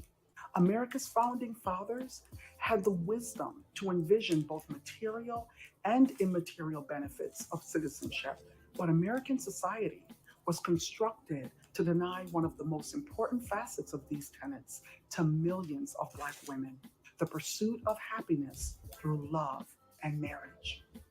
And putting this problem into perspective allows us to see just how entangled Black romantic relationships are with racial politics in America, and just how much now, like we could have did a whole thing about this, about the war, right? Now I don't like I ain't gonna lie, that word patriarchy be triggering me because that white bitch is off the chains, you know what I'm saying? And you can't tell me a Black man can do nothing to a white bitch. But it brings up just the whole history. One of the first laws they passed in like the 1600s was a tax where if you married a white girl, then what I'm saying, you didn't have to pay a tax. But like the tax, anybody 16 and up, including Black women and men, had to pay a tax. So if you married a Black woman, you had to pay extra money. You know what I'm saying? Then all the way down to like just they didn't allow them to have like soap or wash their hair or show their hair. That's why they used to have all the stuff on there.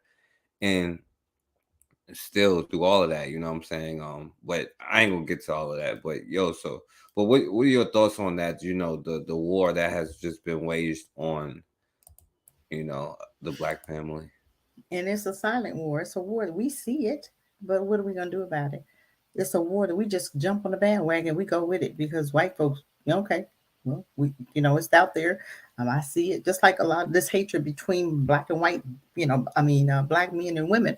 We see it's there, but what do? We don't fix it. We jump on the bandwagon and keep it going. We keep it going. They'll drop it in the midst of us, right?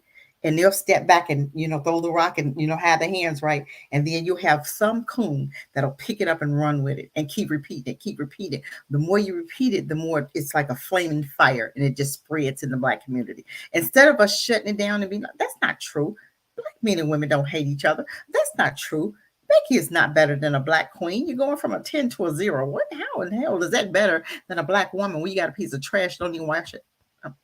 I ain't gonna go there, but I'm just saying, how you go from a 10 to a 0? Why say how hot? Okay, I'm just saying, how you gonna go from a 10 to a 0 and think you got something? And then you hear how some of these women, white women, are treating our brothers. It makes me mad. And then I hear how Black men come on here and talk very negative and down. Some of one of the videos you showed me, I couldn't even watch it because it was just, I can't do stuff like that. You know what I'm saying? And that bothers me because we jump on the bandwagon and we just let them fly with it. No, you got to shut some of that stuff down. You got to shut Candace down when she started talking crazy out the side of her neck. You got to shut it down. We don't do that. We just jump on the bandwagon because white folks started it, or it came out the blue. Instead of us disagreeing with it and fighting against it, we go with it. And we've been going with this Black men and Black women hating each other for how long already? For a guess, how years, right? And it's getting worse. Now you don't even want to date each other. I was talking to my granddaughter, and we were talking about high school and how even they're in the 9th grade. Some of these girls, they're dating. And I said, well, who are they dating? I just asked her, well, Grandma, they dating a lot of these white girls. I'm like, well, are they dating a Black girl? No, they dating a white. Even in high school? What? What are we doing? Are we serious? We don't see that we pass this down, what we're passing down to our children. This right here is just madness to me. It's madness. We don't even care what we're passing down. We don't even care what the legacies we're leaving our children. You're leaving your children with legacies of white men and women, dysfunctional, I mind you, pedophiles, bestiality. You're leaving your children with men and women who treated your ancestors like crap and still treating you like crap today. But you want to tell me, because some white person had told a coon who told America, rightful man, that a white woman is better than a Black man. And they swallowed it, hook, line, and sinker. But the white women that I'm seeing dating Black men are not treating them right. They're not treating them with respect. They're taking their manhood away from them. They're talking to them any kind of way. They're treating them any kind of way. It's almost like our men dating white women has become submissive to these white women. They're doing stuff with them and for them that they wouldn't dare do for a Black woman.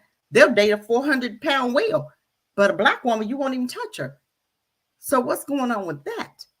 See, we jump on the dysfunctional bandwagon, and we don't see anything wrong with it. Nobody checks that behavior. Nobody checks that man. Nobody checks that Black girl. We're not checking our behavior. We have no code of behavior. Where's the code of behavior in Black family? We got to get back to that, because what we're leaving our children, it's not good. I'll rest my mic. Yeah, definitely. And Black Megas, he a married brother. So, what I'm saying? Come on here, brother, if he's still there, if he's still listening, what I'm saying? Talk about this as a married brother. Give us that perspective. Only, as a non-married brother like myself, what I'm saying? Bakari, what I'm saying?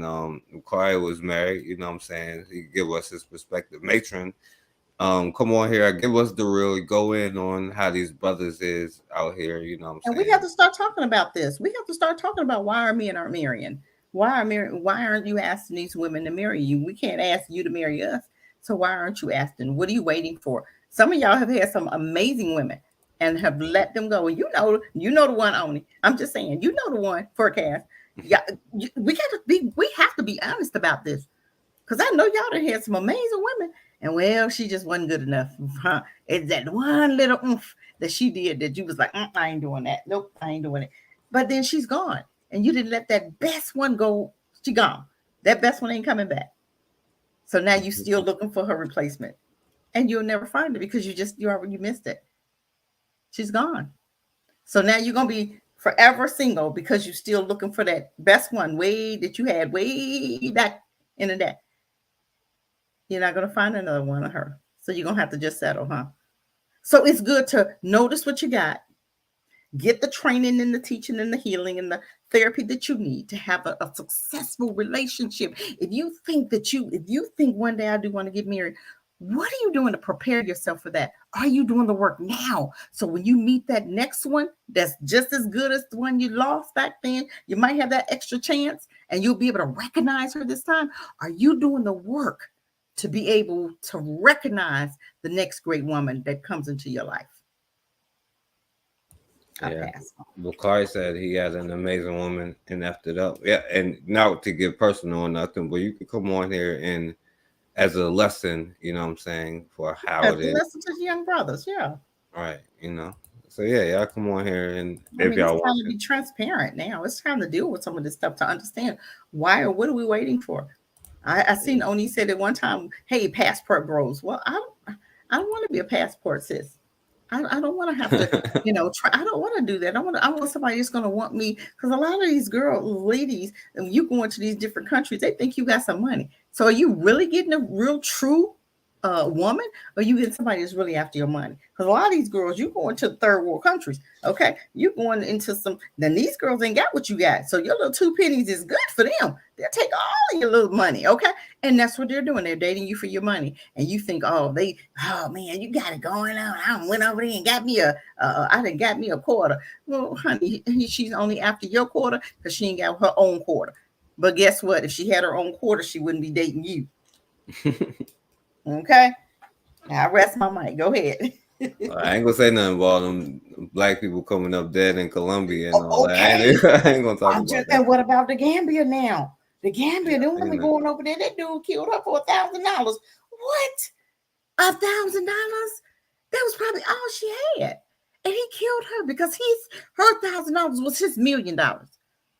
And you don't know if you're getting a real true guy or woman now because they think you got money. You got more than they got.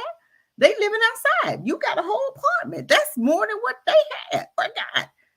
I remember the one guy who he won a lottery and he went to Puerto Rico, went to one of them, Costa Rica, went to one of them countries and found him a woman, Dominic. I think he went to the Dominic. You might have saw this one. He came up dead and she been spending his little money and could nobody find him. And, and she was saying he came in and he left it. All this crazy stuff she was saying, but she had killed him for his money. I'm just like, but guess what? He didn't have a whole lot of family, so wasn't nobody looking for him. So she was spending his money for a long time. And then all of a sudden, somebody came up, I guess a family from Wave was looking for him, his son. I think he had a son, but you know how distant, you don't have that relationship. So nobody's really looking. And they get your family understanding, get to know that your family's not there. They know you're not, your mom, you don't talk to your family. You're, looking for this woman and you're out there by yourself. And a lot of them they're getting with these men who have homes and who have a little money and they're, and they killing off these men and they're going to keep the house and keep the money because nobody is looking for them. So, and one guy was even talking about how he was getting sick and she was poisoning him because he didn't have no family. He had a little bit of money, retirement, and he had a house, and she was after that. So I'm just saying, be careful, guys. Be careful. Be careful going over there. Yeah, facts. All right, so and let me show you this one, Cassidra. Now this one was from 1987, and I was born in 1987, so that's another reason why I picked it. But divorce in the Black community. And you can jump in and say something when you want to, but I'm gonna play a little bit. The divorce rate for Americans has increased at an alarming rate. By the decade of the 60s, the overall divorce rate was 1 in 3 and growing. By 1979, the divorce rate approached 40%. Statistics indicate that Black couples are almost twice as likely to divorce as white couples. In 1960, about 74% of all Black families were maintained by married couples, as compared to almost 90% of white couples. By 1978, less than 60% of all Black families were headed by married couples, compared to almost 80% of white families headed by married couples. Much of this change can be attributed to separation and divorce. Now, in 1981, the divorce rate of Blacks rose around 400% from 1960, compared to a 300% rise in divorce for whites. Joining me in the studio today to discuss the issue of divorce and the Black family is Robin Nesbitt, an attorney, Belvia Jackson, a social worker, and Father Jerome Ledoux, pastor at St. Paul the Apostle, Belvia. Let's start with some of the sociological reasons. Well, forecast, before you go, even with that, did you see the difference? When we weren't mixed in with them, our families were intact, weren't they? What happened in the 70s, 80s, and 90s? You begin to see the decline. What changed about Black people? We came together with white folk. We start mixing and mingling. We thought it was okay. We thought we was doing something. That's when you seen the decline. But when we were alone, separated from them, marriages was what, 300%? We were marrying each other. We was getting married early, 16, 17, 18, 19, 20. We were marrying and staying.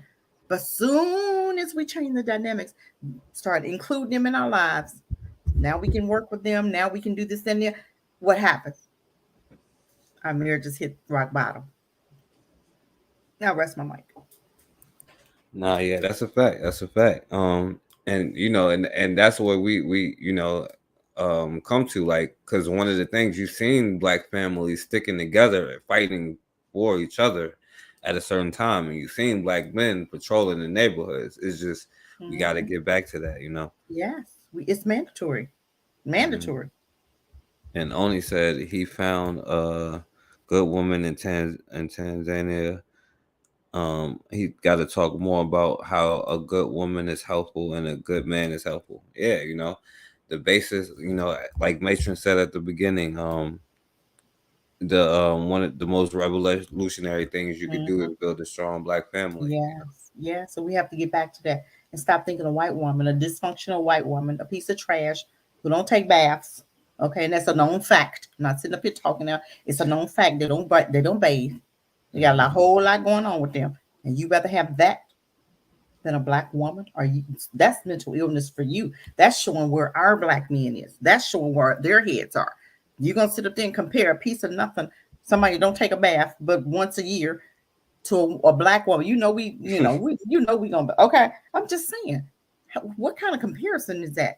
That's mental illness. That's showing mental illness. When you have a dysfunctional white girl like that, OnlyFans, how she treated that Nigerian guy, to hear how she talked to him. If that was my son, I would have, boy, if you don't get your ass away from that, I'd have had a fit. But I'm gonna tell you what, I'd have taught him from yay high. You don't date those people.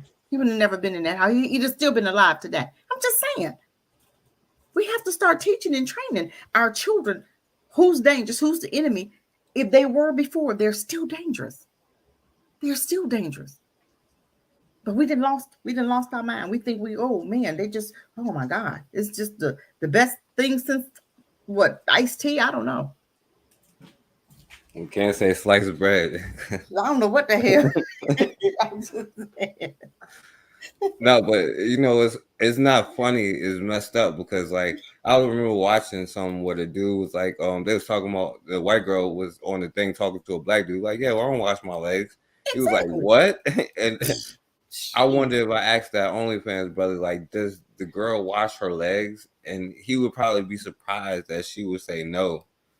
And like, is that worth dying for? But he saw that. She talked to him all the time. She talked crazy to him. They was always fussing and fighting. And you telling me that we're more toxic than that? Are you serious? They're on medication. We're not. Every white person I've met is on medication, some type of medication. Every last one, some type of medication. So what are you trying to tell me? But we the dysfunctional one? Okay, I'm just saying. Yeah. All right. Let me finish the rest of this one. The divorce rate for Blacks can be attributed to a number of factors. First of all, I would like to start by saying today divorce is much more accessible and acceptable than it was, say, some years ago. Okay, there are a number of factors such as unemployment that contribute to the divorce rate among Blacks, financial instability, any number of factors can be mentioned. These two that I've just mentioned are only one or two of them.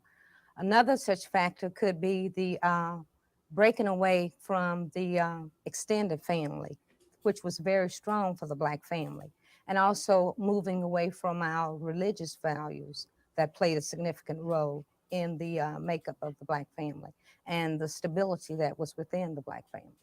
I see. So what are the long-term implications of the rising rate of divorce? I mean, what is it going to mean to us ultimately as a people?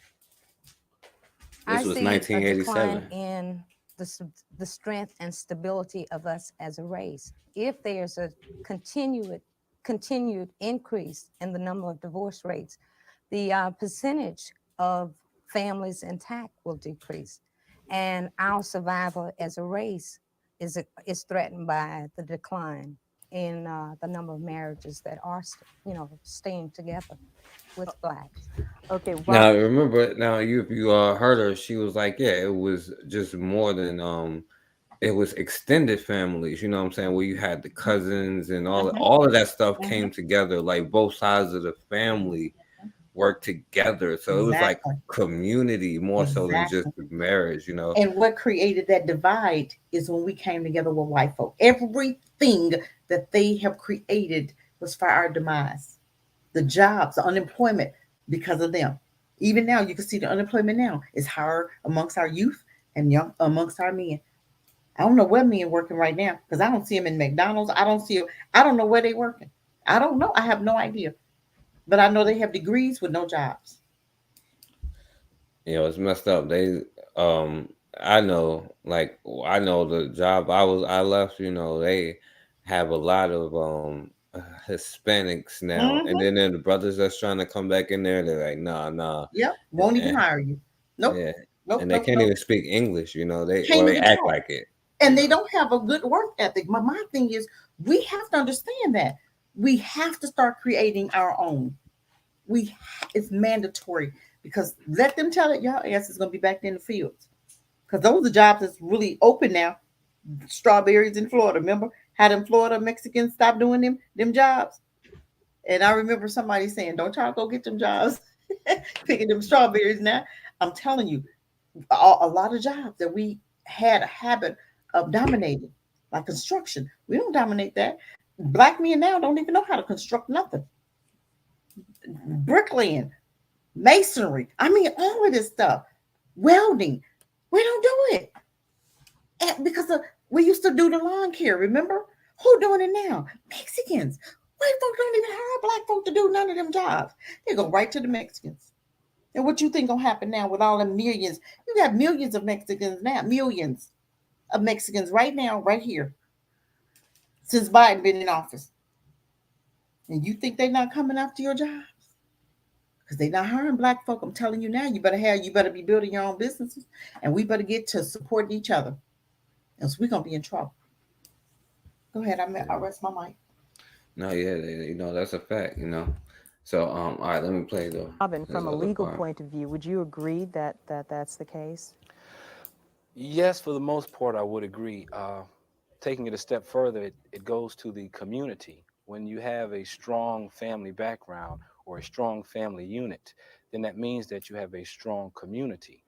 But as we tend to find where there are single parent families who have to work to support the family, and no one's home to watch the children, or as she said, the By the religion. way, this is when the crack hit the streets and the for profit prisons, you know what I'm saying, came out around this time.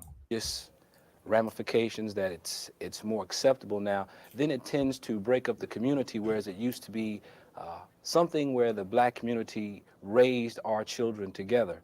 Now it tends to be individualized, and we tend not to be as concerned. So from the viewpoint that she brought out, yes, I do agree with her, and I think it has a long range and long-term effect on the black community. Now, and one thing, because and even in my generation, you don't really see it like that. Where they be like, oh, well, you do something a little bit, but they'll be like, oh, run down there to Mrs. Whatchamacallit house and get that for me. You know what I'm saying? Like Mm-hmm. that whole community thing. Like you said, the parenting, even that become individualized. You know what I'm saying? That's one of the dangers of thinking that we are individual. We are a community. You know what I'm saying? Like we always be like, well, the first thing we want to do is leave our community, but you know what I'm saying? Like here in Richmond, you know, like consider you know about Jay Ward, but like Mm-hmm. when you go over there, you see the people houses who've been there since like the 50s and Mm-hmm. 40s. that's when the neighborhoods was good, but they still Yeah. live over there though. But now it's the hood, and then it's somebody's nice house though. It used to be a nice house, Mm-hmm. and they still living in that house. You know what Yep. I'm saying? Like, Yeah. and that's what but that's how the community used to be way before I was here. You know what I'm saying? But now I see what it is now. Like, we in the projects and still living as individuals, and Mm-hmm. you know what I'm saying, hurting each other. And then you don't have that. Well, you might, like, don't get me wrong, they might look out for somebody who got skills and be like, oh, you better not come out here doing this, or we gonna beat you up ourselves. You know what I'm saying? But for the most part, you don't be like, oh, go down to Miss Rose's house and, you know what I'm Oh saying, no, I get the don't. thing Yeah. from me. You know. Yeah, we don't do that now. Even with Mhm. our neighborhood, even Jackson Ward, black folk can go in that neighborhood and clean that neighborhood if we really wanted to. We can get rid of them drug dealers ourselves.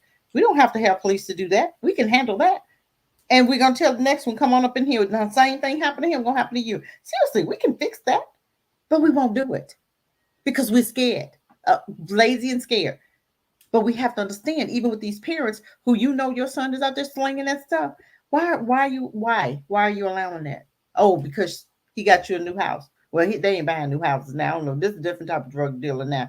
They ain't got no money nowadays. I don't know what they do with their money. But I remember back in the day, we had, they had some big.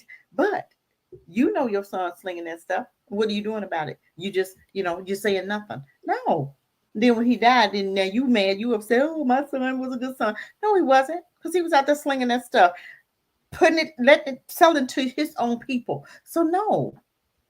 See, this is what I'm saying. We have to handle these problems. We have to address this stuff.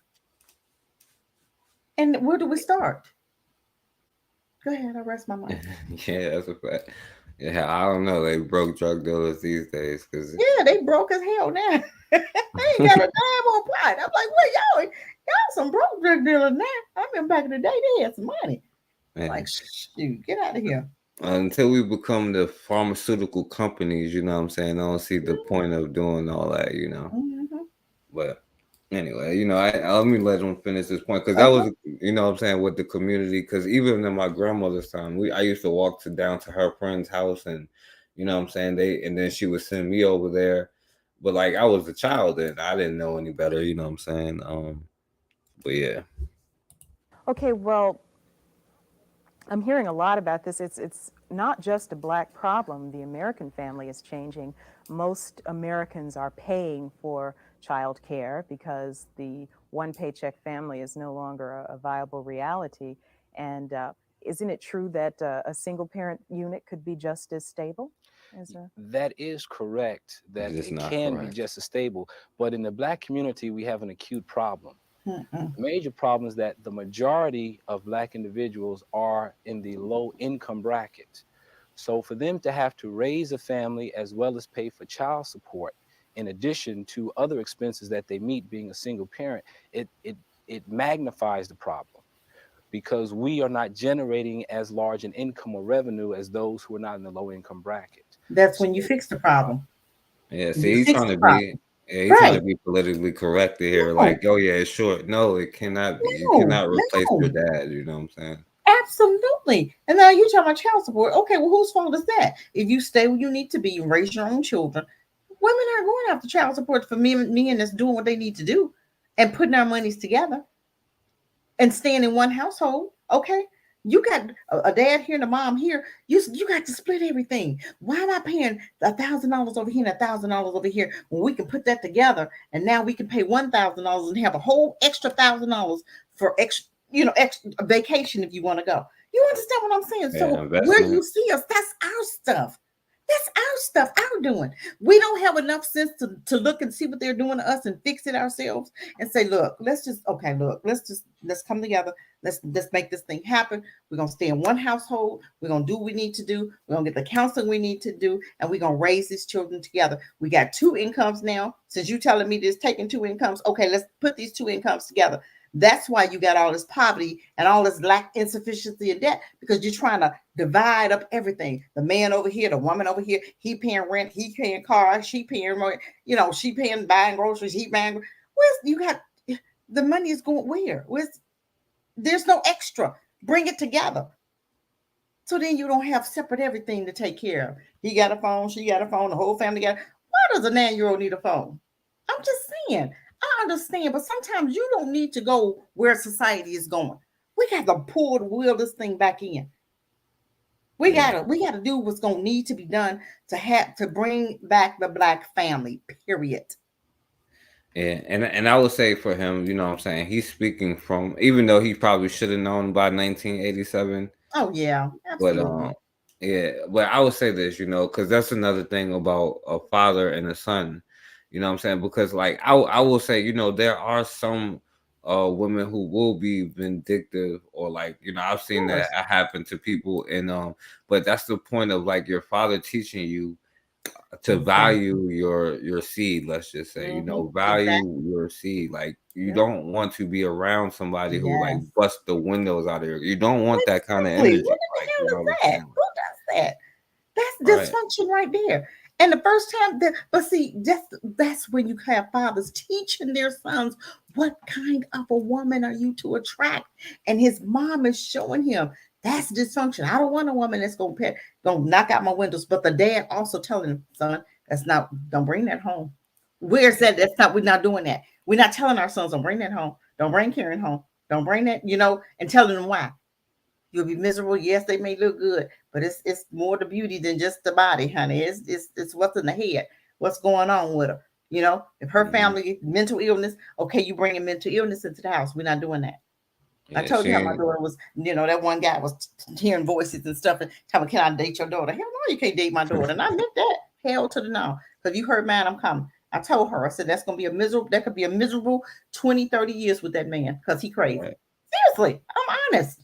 And look, they don't look all that good when that 20 years is going on, and Okay. you start seeing And what's you good. didn't tell, That and the you look didn't put up with over. them demons for 20 years. Shh, ain't nobody putting up with that mess. Hell no. I told them you can't date my daughter. Because who hurt you hurt I'm coming. I keep telling people don't. We're not even gonna go there. You stay on over there. I only want you to be friends because that he'll be getting to look so good. I got to date him. No, you ain't got to date that. You deserve better than that. Folks hearing Right. voices. Anybody mess with that mess.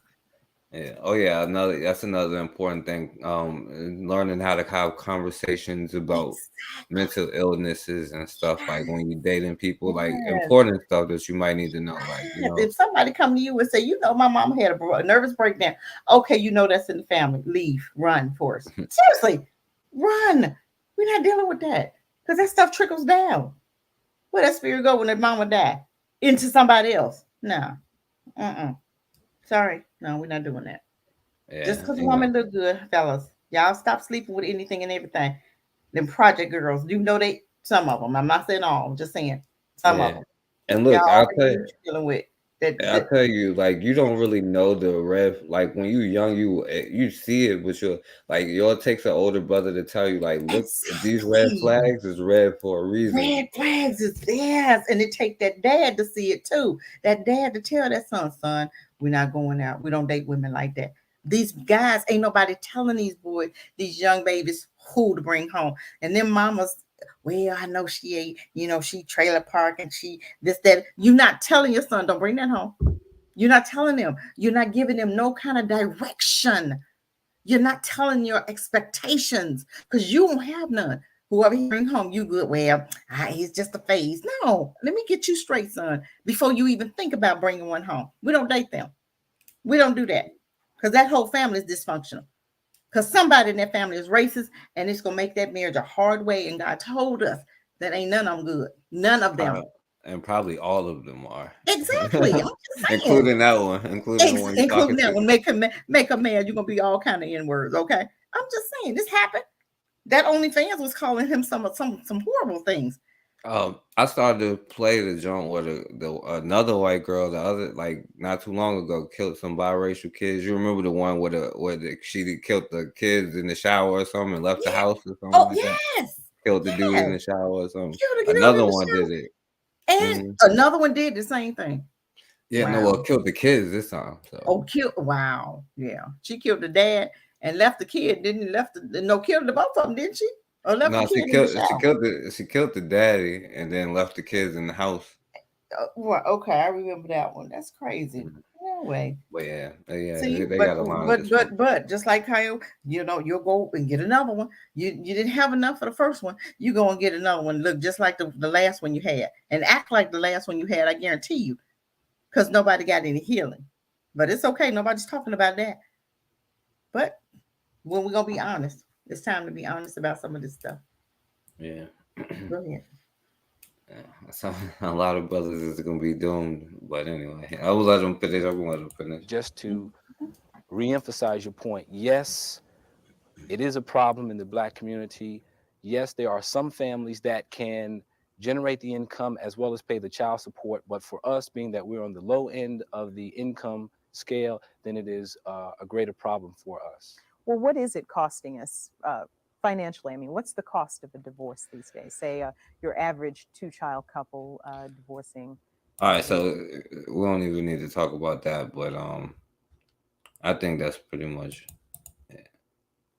Married in any profession, and specifically in marriage where you live in a goldfish bowl and you live. All right, so I don't know what he was talking about, but yeah, that's all I'll show from now on. Well, even with that conversation as far as child support, it should have been a conversation. Well, how do we stop that? What do we do? How do we bring back? That should have been a how do we bring the family, Black family, back instead of us having to pay that extra bill. That's an extra bill that we don't need to be paying. So that conversation, even with the priest there or whatever, pastor, priest, pope, whatever, whoever he was, that should be a conversation of the church. And those were conversations that we never had in the church. The church never addressed men leaving homes and leaving those babies. They never addressed that. They never addressed abortion that was going on in the Black community. They never addressed the drug problem. They never addressed unemployment. They never addressed any real issues that Black folk was having in the Black community. So this is why it's all out of whack. Our pastors never addressed it because all our pastors had to do was mention it, and Black folks they was listening. They really, yeah, and I ain't gonna lie, a lot of pastors was wilding out in the church themselves. Yeah. But guess what? Nobody knew it back in the day. We didn't know that. We took our pastor's word for gold. Now we know. We understand now. But back in the day, all the pastor had to do was preach on something, and Black folk lied. I mean, they went right. How many times they come and calm us down when we ready to tear up some stuff? They bring them Black pastors, say, y'all calm down. We're gonna forgive and forget now. Okay. Now you know that. Yeah. But if we really had the real true Black pastors that's gonna tell you the truth, and hey, family, this is what we're gonna do. They taking our jobs. Well, let's come together and let's build. Let's come up with our own businesses. Let's put some money behind somebody. If you're a mechanic in here, let's put some money behind that mechanic, and we'll go to him. We'll use him as our mechanic. If you know how to run a mom and pop shop, come on, let's put some money to develop our own stores in our own community. What about our schools? If you're a principal, you're a teacher, come on back and let's open up some schools. That's all they had to do, but they never did that. So what happened? Nothing. We just went along with the flow because that's the way it was going. Even though it was for our detriment, we still do stuff today for our detriment, even now today, because nobody's leading us and giving us the heads up because we're so busy listening to white media now that they lead Black folk by the nose. What? This media don't even like you. They lie all the time and you know they're liars and you're still listening to them. What kind of mess is that? Still voting for white folk to be on top of you, thinking that they're going to do something for Black people. Serious? We still don't understand Black leaders who they pick, who they have chosen for us are coons. They're not going to direct you into freedom because they picked them. We don't even understand that part yet. Now, how long is it going to take for us to get that? I'm just saying, we got to do better. We got to do better. We walking around like we have no sense of nothing. Yeah, and I'll say this, because I think they're scared to come on Cassidra. So we get off here in a minute, but I'll say this though, because like we've been saying, like it's important for the mother and nature knew this. That's why they need a mother and a father, and a man can't have a baby, and you know what I'm saying? Like you need a man and a woman to come together to have a child. You know what I'm saying? Nature knew it, so but. Yeah. At the same time, like we also got away from the community family thing, like they were saying before, because it wasn't just your parents. You know what I'm saying? Like I heard still like, because it wasn't like that when I was growing up, where somebody down the street could like discipline you for something. Like now they better not say nothing to me. You know what I'm saying? But it used to like, you better not disrespect Mrs. You know what I'm saying, Yeah, Jones that's up the right. street. You know what That's I'm right. saying? You Like, didn't either. and Miss then so-and-so could whoop you. The pastor could whoop you. Granddaddy, everybody had a little taste of it.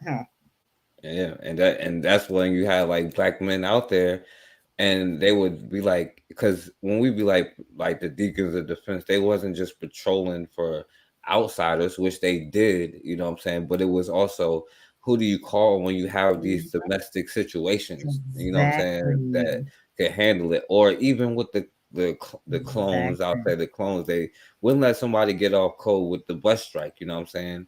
They was like, yeah, we had 5 people the first day, but then once we talked to them, you know what I'm saying, they got it together real quick, you know. Exactly.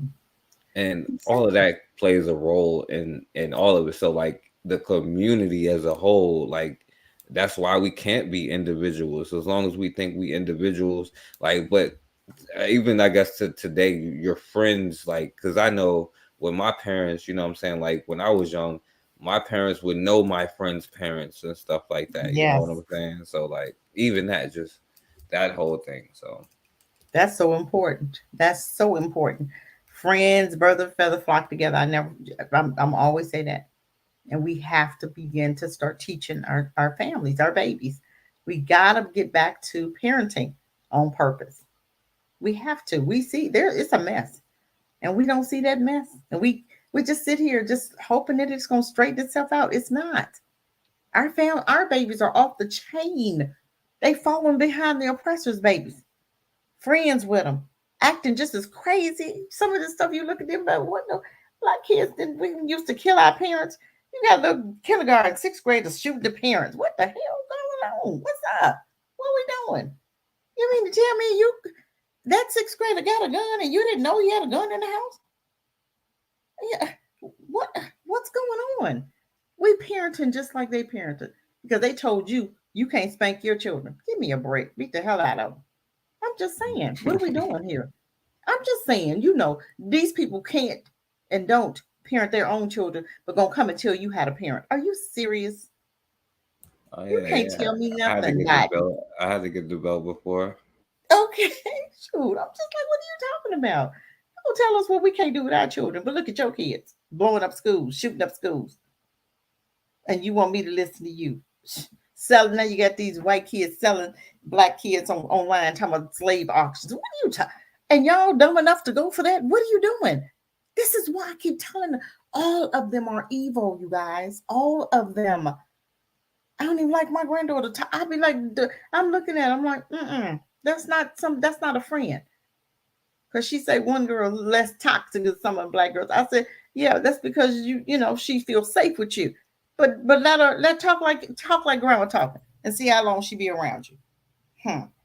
Grandma ain't got no white friends. I'm just saying. You think I'm gonna have a white friend? Who gonna be around the way I talk about white folk? I'm just saying. No.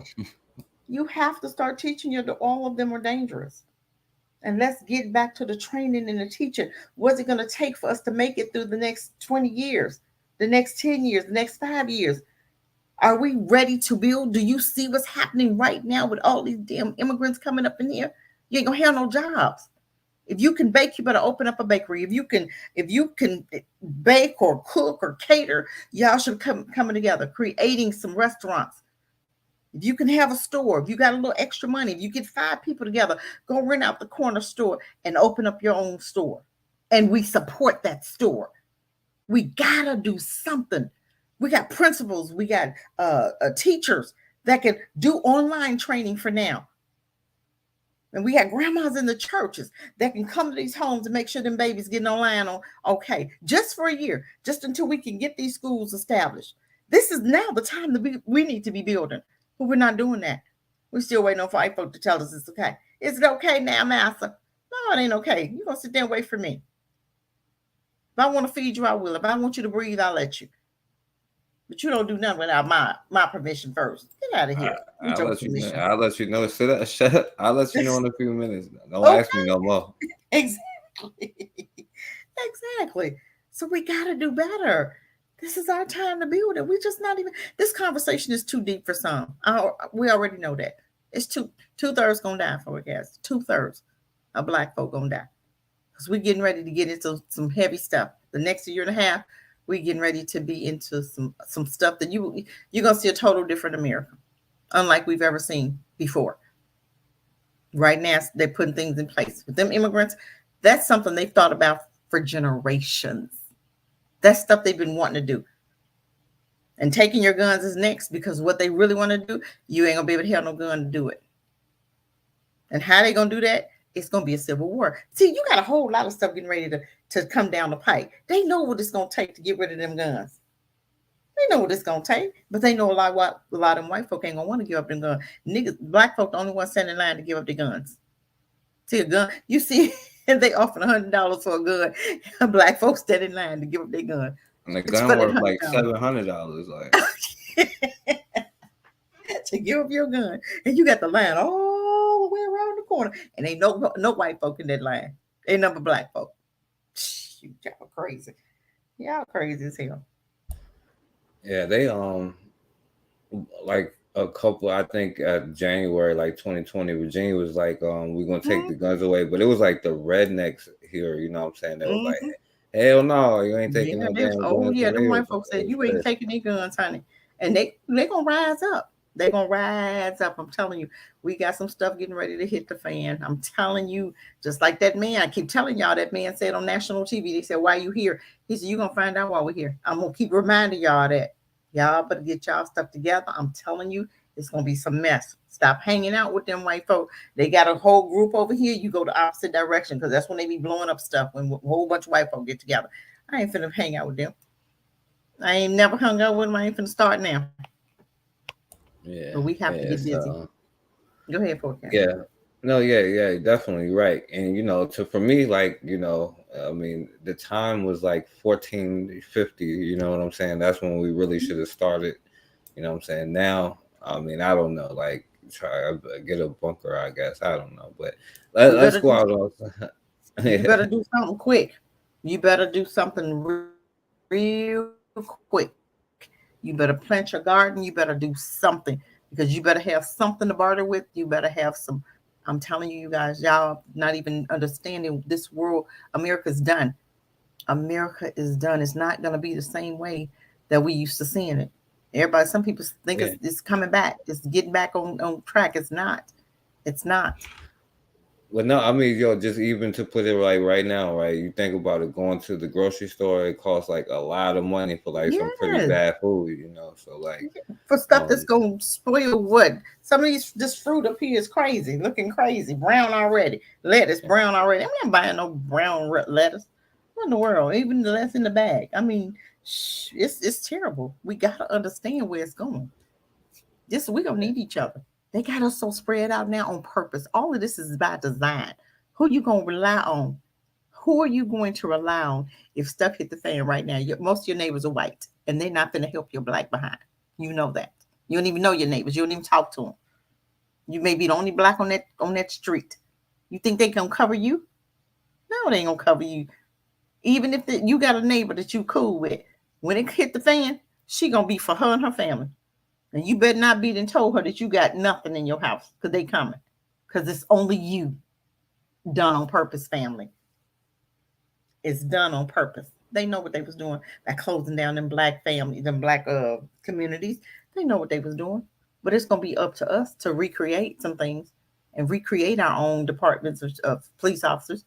We got military men here now that's retired that you can have as your police officers and going around and they're protecting the neighborhoods. We have military men that are retired that know how to be in war, that know how to do war, that's been trained with weapons, that's been trained how to on military base to keep things safe. Why aren't we using them? Why aren't we setting ourselves apart? Because we think everything is going to go back the way it was, just like with COVID, whenever everything shut down with that, not to mention that word, but when things shut down, Instead of us building our own, what do? We waited to go back to work for them. That was the craziest thing ever. That's when you should have been building your own businesses because you got all that stimulus money, didn't you? And did nothing with it. Went and bought a 50-inch TV. And I seen black folk buy. I said, y'all buying TVs. You could have been buying some land, buying a TV. Okay, we're gonna need each other, family. We can watch the game in peace now. So yeah, your 50-inch TV. Yeah, right. Well, all right. So all right, consider because I want to do something positive, because it's not all negative. Because Yes. less than like about 6 months ago, my sister got married. You know what I'm saying? To a nice young brother. You know what I'm saying? Awesome. So shouts out to them. Yeah. And there are young people getting married. I wanted to play this video here to see what you think, and just to have something positive. What happened to the preacher we were supposed to see? Oh yeah, okay, yeah. I'll pull. Oh yeah, so you want me to pull that one up? Yes, that was good. That was good. That was a good one right there. Yeah, that's what. Now we do have some. We still got some fancy preachers out here. Okay, that's still doing the right thing. Yeah. And that dude right there. No, well, the only reason I didn't play him because he's one of those preachers that's kind of like the other preacher, like he kind of like a coon too, but like he's using like them white boy talking points, but they just highlighted some of the parts, it was true what he was saying, but like he was coming from a place of like hate, you know what I'm saying? What do you mean hate? Was he really coming from hate? Yeah, like he's one of those that was like using like the Republican talking points, you know what I'm saying? Like the black guy in North Carolina now, the governor. That's why I ain't show him, because a lot of the people because I ain't gonna say like they was just highlighting the parts that was like right, you know what I'm saying? Really? Okay, that's what they were doing. Okay. Yeah, they ain't show the whole speech. What he was saying was like some like, oh yeah, because black people don't know what the hell we doing type stuff, What is that? What he was saying? I didn't hear that part.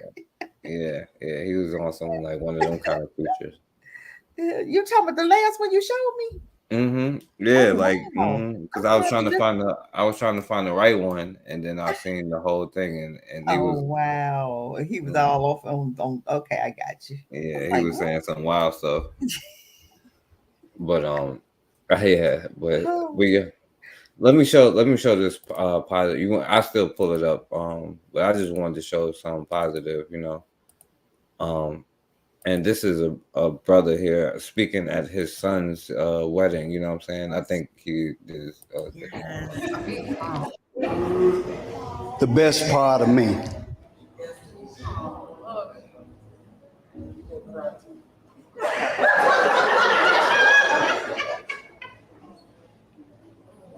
Provide,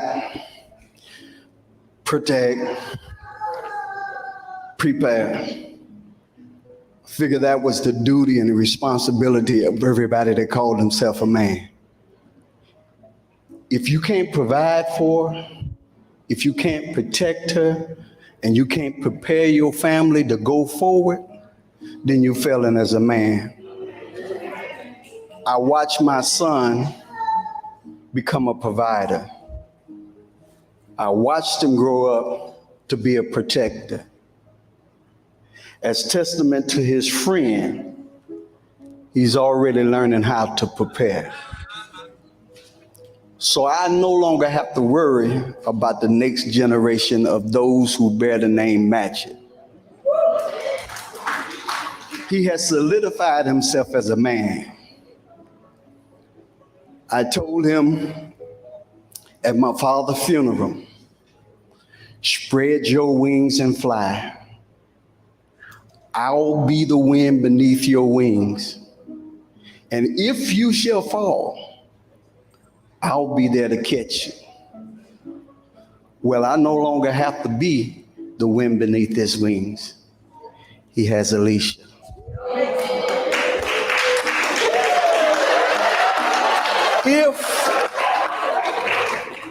If they will remember some short, simple antidotes, they'll be good. Let your relationships be like a scissors and cut anything that comes between you. Make the same time for each other that you do your friends and your other things. When you need a best friend to talk to, roll over and talk to each other. Tell your problems to God, because man can't fix them, and the only thing they'll do is hold them against you. If you could do these short, sweet, but simple things. That was the father speaking at his son's funeral, wedding. I love What you it. think about that? I love it. I love it. He taught him how, he just, he taught him how. And we need more of that. More of those dads in the home teaching their sons how to be protectors, providers, and fathers and husbands. That's much needed in our community. That's good. I love videos like that. I love it. Yeah, definitely. So yeah, I wanted to show something positive. Yeah. While we was talking about all the bad things. I was gonna get off of here. I can pull up the other dude video. You want me to? Oh no, I mean, it's up to you. It's up to you. Yeah, it's up to you. Oh no, let me see. I gotta find it because I got it on my phone. I don't got it on here.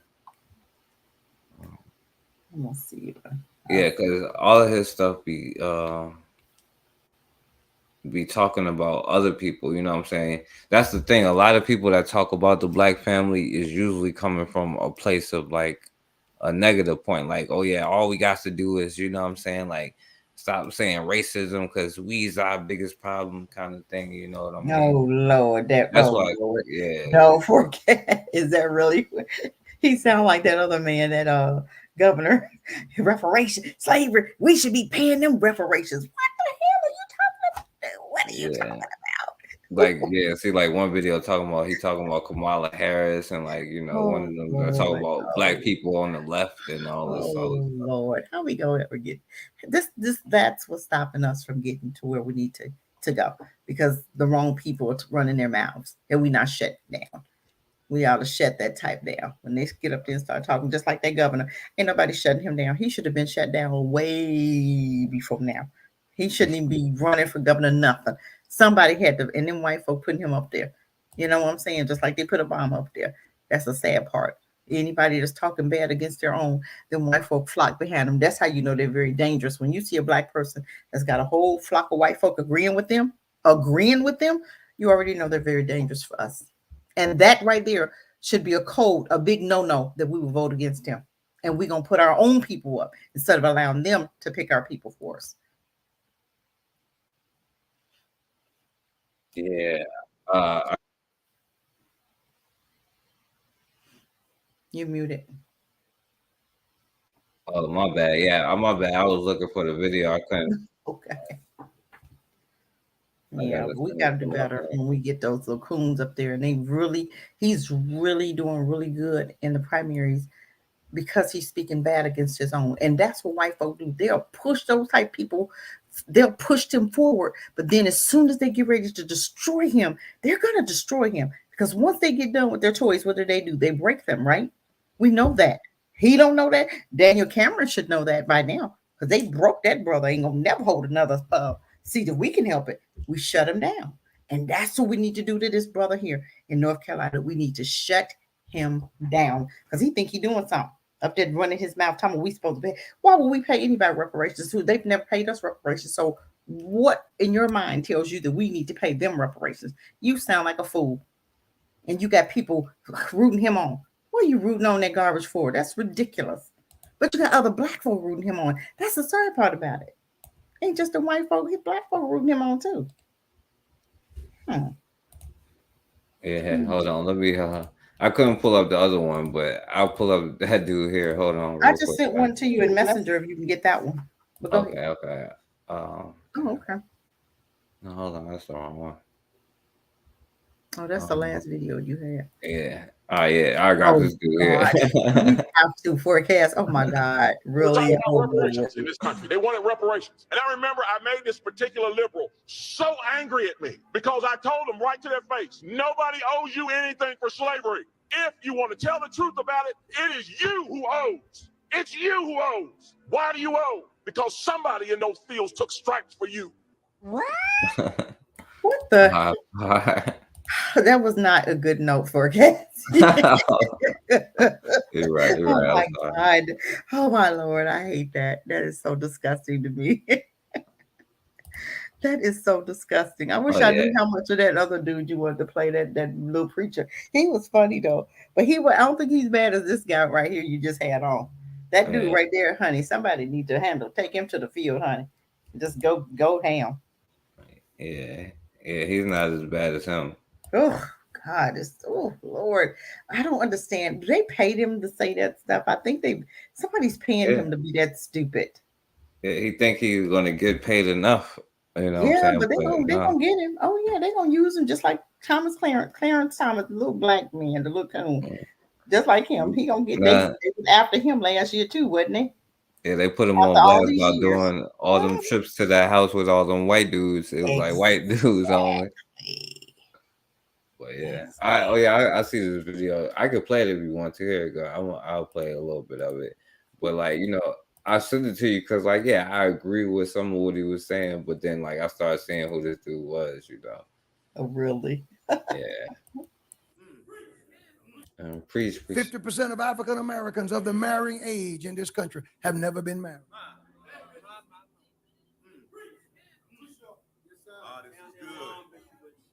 With all of the benefits that come from being married, most of our people haven't been married. Amen. During slavery, I'm going to preach in just a moment. During slavery. Did I say during slavery? During slavery, African Americans were more likely to have both parents in the home during slavery than today.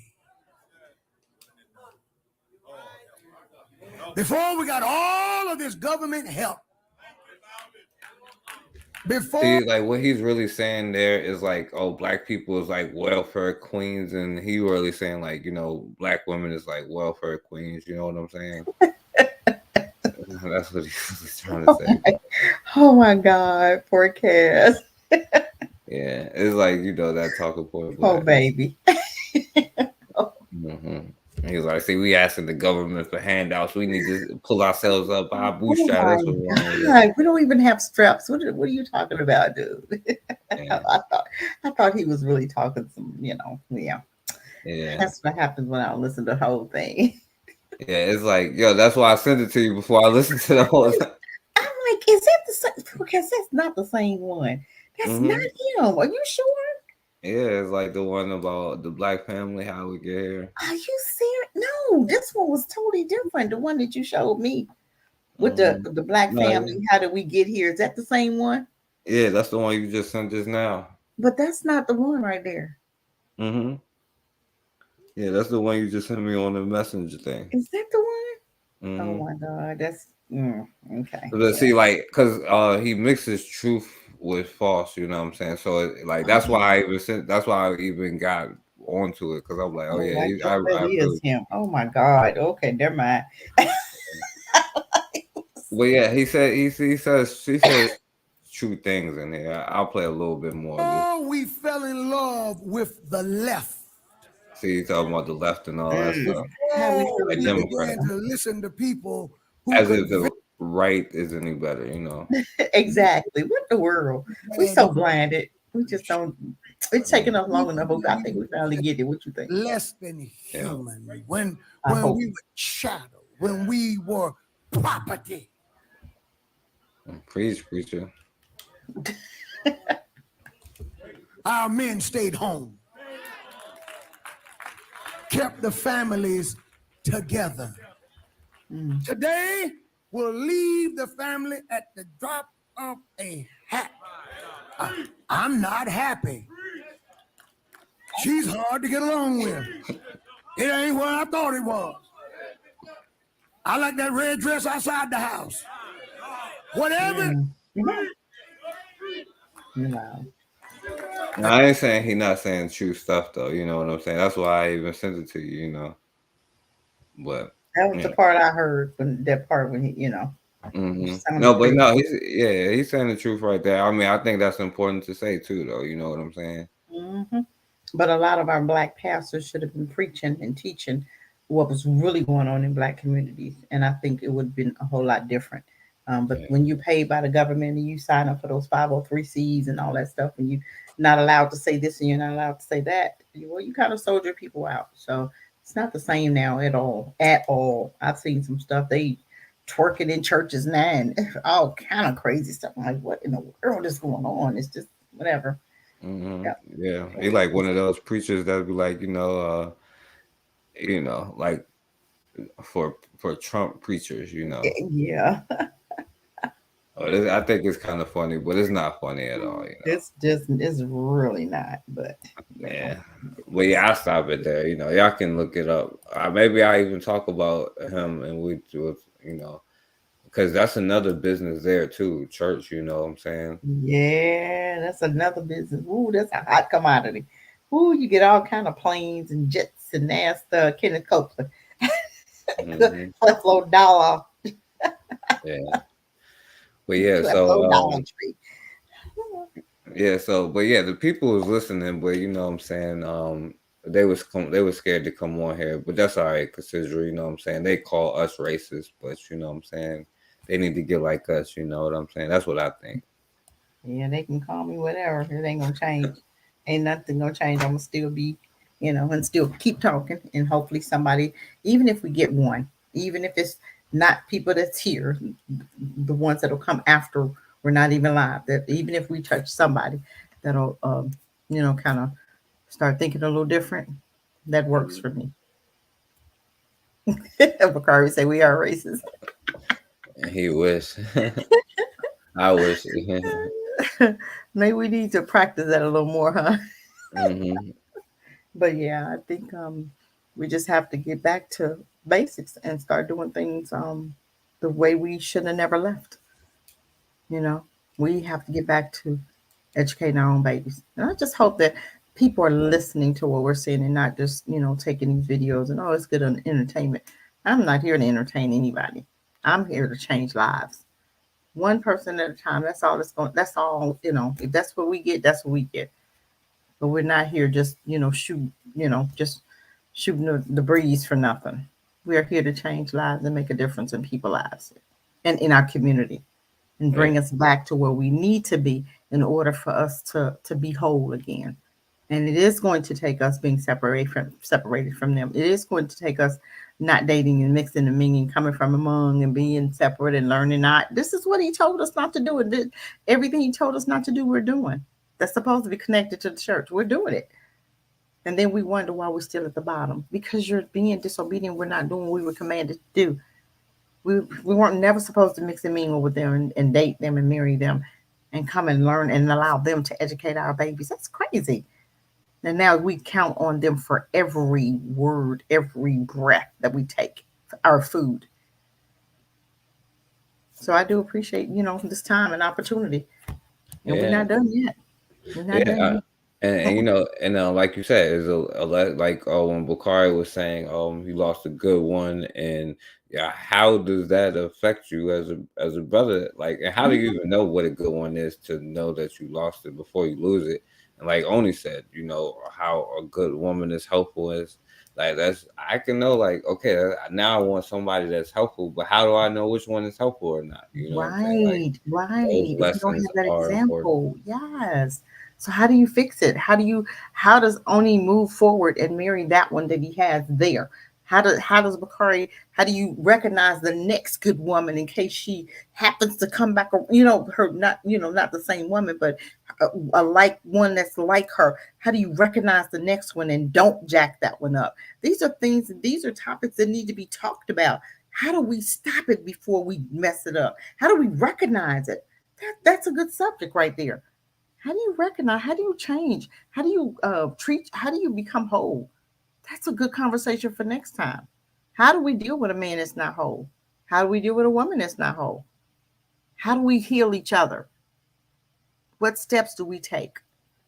That's a great topic. And those are things that we need to, how do we heal? Because we're so damaged. Is that possible to heal? Living amongst them? I don't think so. I don't believe so. What do you think, Forecast? I don't believe so.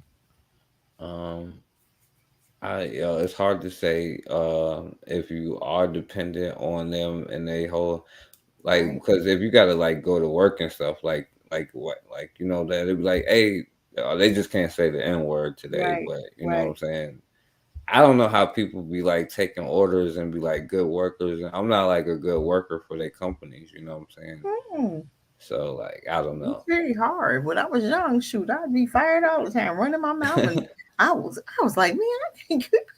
I was so boisterous, and and just like I tell my granddaughter, I said, you need your own business. I'm really talking to her about her having her own business. She loves beauty. Hey, you don't have to work for anybody. You can have your own shops, several of them. You know what I'm saying? So, I just believe that we have to stop teaching our children, making them think that you got to work for them all the time. You don't.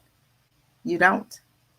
But we Yeah, have to get to where we're supporting each other so that if they do start their own business, we'll back them. yeah. And I'll say this though, I think that you can take the time to like heal yourself and then Mhm. just not pass as many traumas as you can not down to your children. You know what I'm saying? That's what you got to do. But you got to get healed up and know that those are traumas. Just like sometimes we go to Africa and we take our traumas right there to Africa and then start talking down to them. I've seen it. I'm like, what are you doing? We can't do that. They they have their own stuff they're dealing with, and we'll take our stuff over there, and we'll start treating them just like white folk treat us here. We'll start treating them the same way. That's so sad to me. Instead of us going there emptying out our stuff here and going there fresh and new, we'll go over there thinking all kind of stuff against our own brothers, taking that same stuff that we learned here over there. I think that's the saddest thing. We have to get healed up and Yeah. just go there to heal. If anything, go and visit. Go get your ticket. Go and visit Kenya. It's Yeah. amazing. Ross said each one teach one. Yeah, Yeah. definitely. Well, Kari, I don't know what you're talking about. Did you research that school? I don't know what Kari talking about. Bakari, shut up. That's not good for marriage, I don't think, Bakari. No, So we talking about marriage, Bakari. We're not escorting. We're not doing no escort business. Okay. We're not maybe, escorting unless you're maybe trying to another escort some one. old women somewhere, like cross the street or something. Okay, that's the escort business. What are you talking about? A car Car escort escort. business. Oh, okay. Yeah, yeah. Okay. Yes. Oh, Okay. yeah, yeah. We doing Okay, that. We my doing it. mind in Yeah, the I gutter, got my bad, Bakari. you. No, we didn't. Well, we definitely talked about that. Yes, we do need to talk about that. I've been doing a little bit, but yeah, not enough to talk about it right now. But I'm going to put that into the foundation. I am going to put that in there. Okay, yeah. And yeah, Bakar, you could come on and talk about it. You know what I'm saying? Because yeah, we would like more participation. If you have something, a business or something, you can come on and like talk about it too, you know what I'm saying? Because that's what we want to do. Talk about business, but also talk about like just like life and doing better, you know what I'm saying? Because these are important conversations that we should definitely be having with each other, and sometimes it'll have to be somewhere where we air our grievances out, you know what I'm saying? That's why I say, you know what I'm saying, brothers, you can come on here, sisters, you can come on here and like air your grievances out, or if you got a problem with what somebody is saying, or if you want to add, like, be a part of it. So next time, yeah, definitely be a part of it. And I guess we're gonna be back Wednesday. Next one, we're gonna start trying to do it Wednesday. Bakari, Yes. come on now, Bakari. We about to get off of here now, Bakari. I know. I just wanted to tell you. I meant to ask that question that way just to confuse y'all. Like what? We know how you think, Bakari. I knew what y'all was gonna say because I typed it in. The way I typed it in originally, I was asking Cassandra, did she do the I said the car escort, the truck escort business, and I said no, I'm gonna erase that. I'm gonna ask it like this. So escort business. Like We know, what in the Bakari, world? we know how that be. Y'all was tricking up back in y'all day. We know how that go. No. But now that's a good business. That's why I told Cassandra, I need to do a show about it. That's a damn good. I told my homeboy about it. He was looking. Oh You yeah. know, the money gone up, and that's what I was telling him. He was like, "They ain't go up that much." Shit, you can get one car and get about $100K. Man, I'm telling you guys, y'all fellas on here, y'all better be checking that out. I'm telling you that car escort business is nothing but the truth. I'm beginning just to look at a little bit about it, but I want to do more research. But I'm telling you, you can start right there. You even have a car now that you can drive to do it with. Come on, you guys. Y'all want your own businesses. That's not going you can have a car already. So Yeah, there's the car. Forecast, you got your CDL, you getting in the trucking anyway. All you need is a car to escort. When you see those trucks and oversized load and you see them cars riding behind it. Yeah, Bakari, I meant to ask you, like, I think I asked you, I don't know, like, did you see this company? They escort, like, it's like specialty something transport or something. You ever seen that before? No, like they don't have like nothing on their truck, like, because they don't want it to stand out, but it's always somebody riding behind them. I seen them like twice. And they probably getting paid a lot of money to ride behind them. Man, all you got to do, all you need is a car. A car, you have to buy that flag to go on top of the car. You know, if you got a brand new car, you probably don't want to put it. I don't know how that works. I see people with new cars on it. I see people with older cars. For me, it don't make a difference. My truck is just a work truck anyway. Put that flag on there and put them lights on your car. That's it. Oversized load. Yeah. You can either ride in the front or the back. It doesn't make a difference. Don't they have two? They have two when I've seen them out there. One in the front and the back. That's because the company can have two, but you don't have to have two though. I found out. Oh, okay. You can have one car. Okay. You can have one vehicle and you're an escort business. I'm telling you, that's a great business, you guys. If y'all struggling right now, trying to find something to do, that's your own business right there.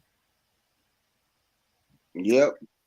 We'll see. I know y'all gonna get off. I just wanted to come up and message y'all, tell y'all why I asked that question.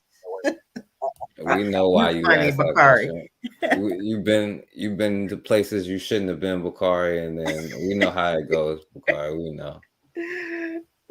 Thanks, Oni. He says, great show. Pro Black. Yeah. So shouts out to y'all for coming on here. And Bakari, you were supposed to come on here earlier and talk about what you was talking about, Bakari, because you was a married brother. I can't speak for married brothers, you know what I'm saying? So like, you know what I'm saying? My marriage was great, man. I enjoyed it. Hey, my wife passed. Yeah, I'm trying to have a great marriage that I enjoy too. How you do that? That's what I was trying to figure out. Man, I'm gonna tell you something, man. You're gonna be willing to put up with something. I got mad, but I'm gonna tell you. I'm gonna be honest with you. My late wife. I asked her out at least 3 days a week for about 6 months before she ever went out with me. She kept telling me no for about 6 months. But even in the process of her telling me no, she was here, she'll tell you. At least once a week, I told her, you're gonna be my wife. God already me and you get married. Wow. I already knew it. How'd you know that? Huh? How'd you know it? I just knew it. I can't explain how I knew.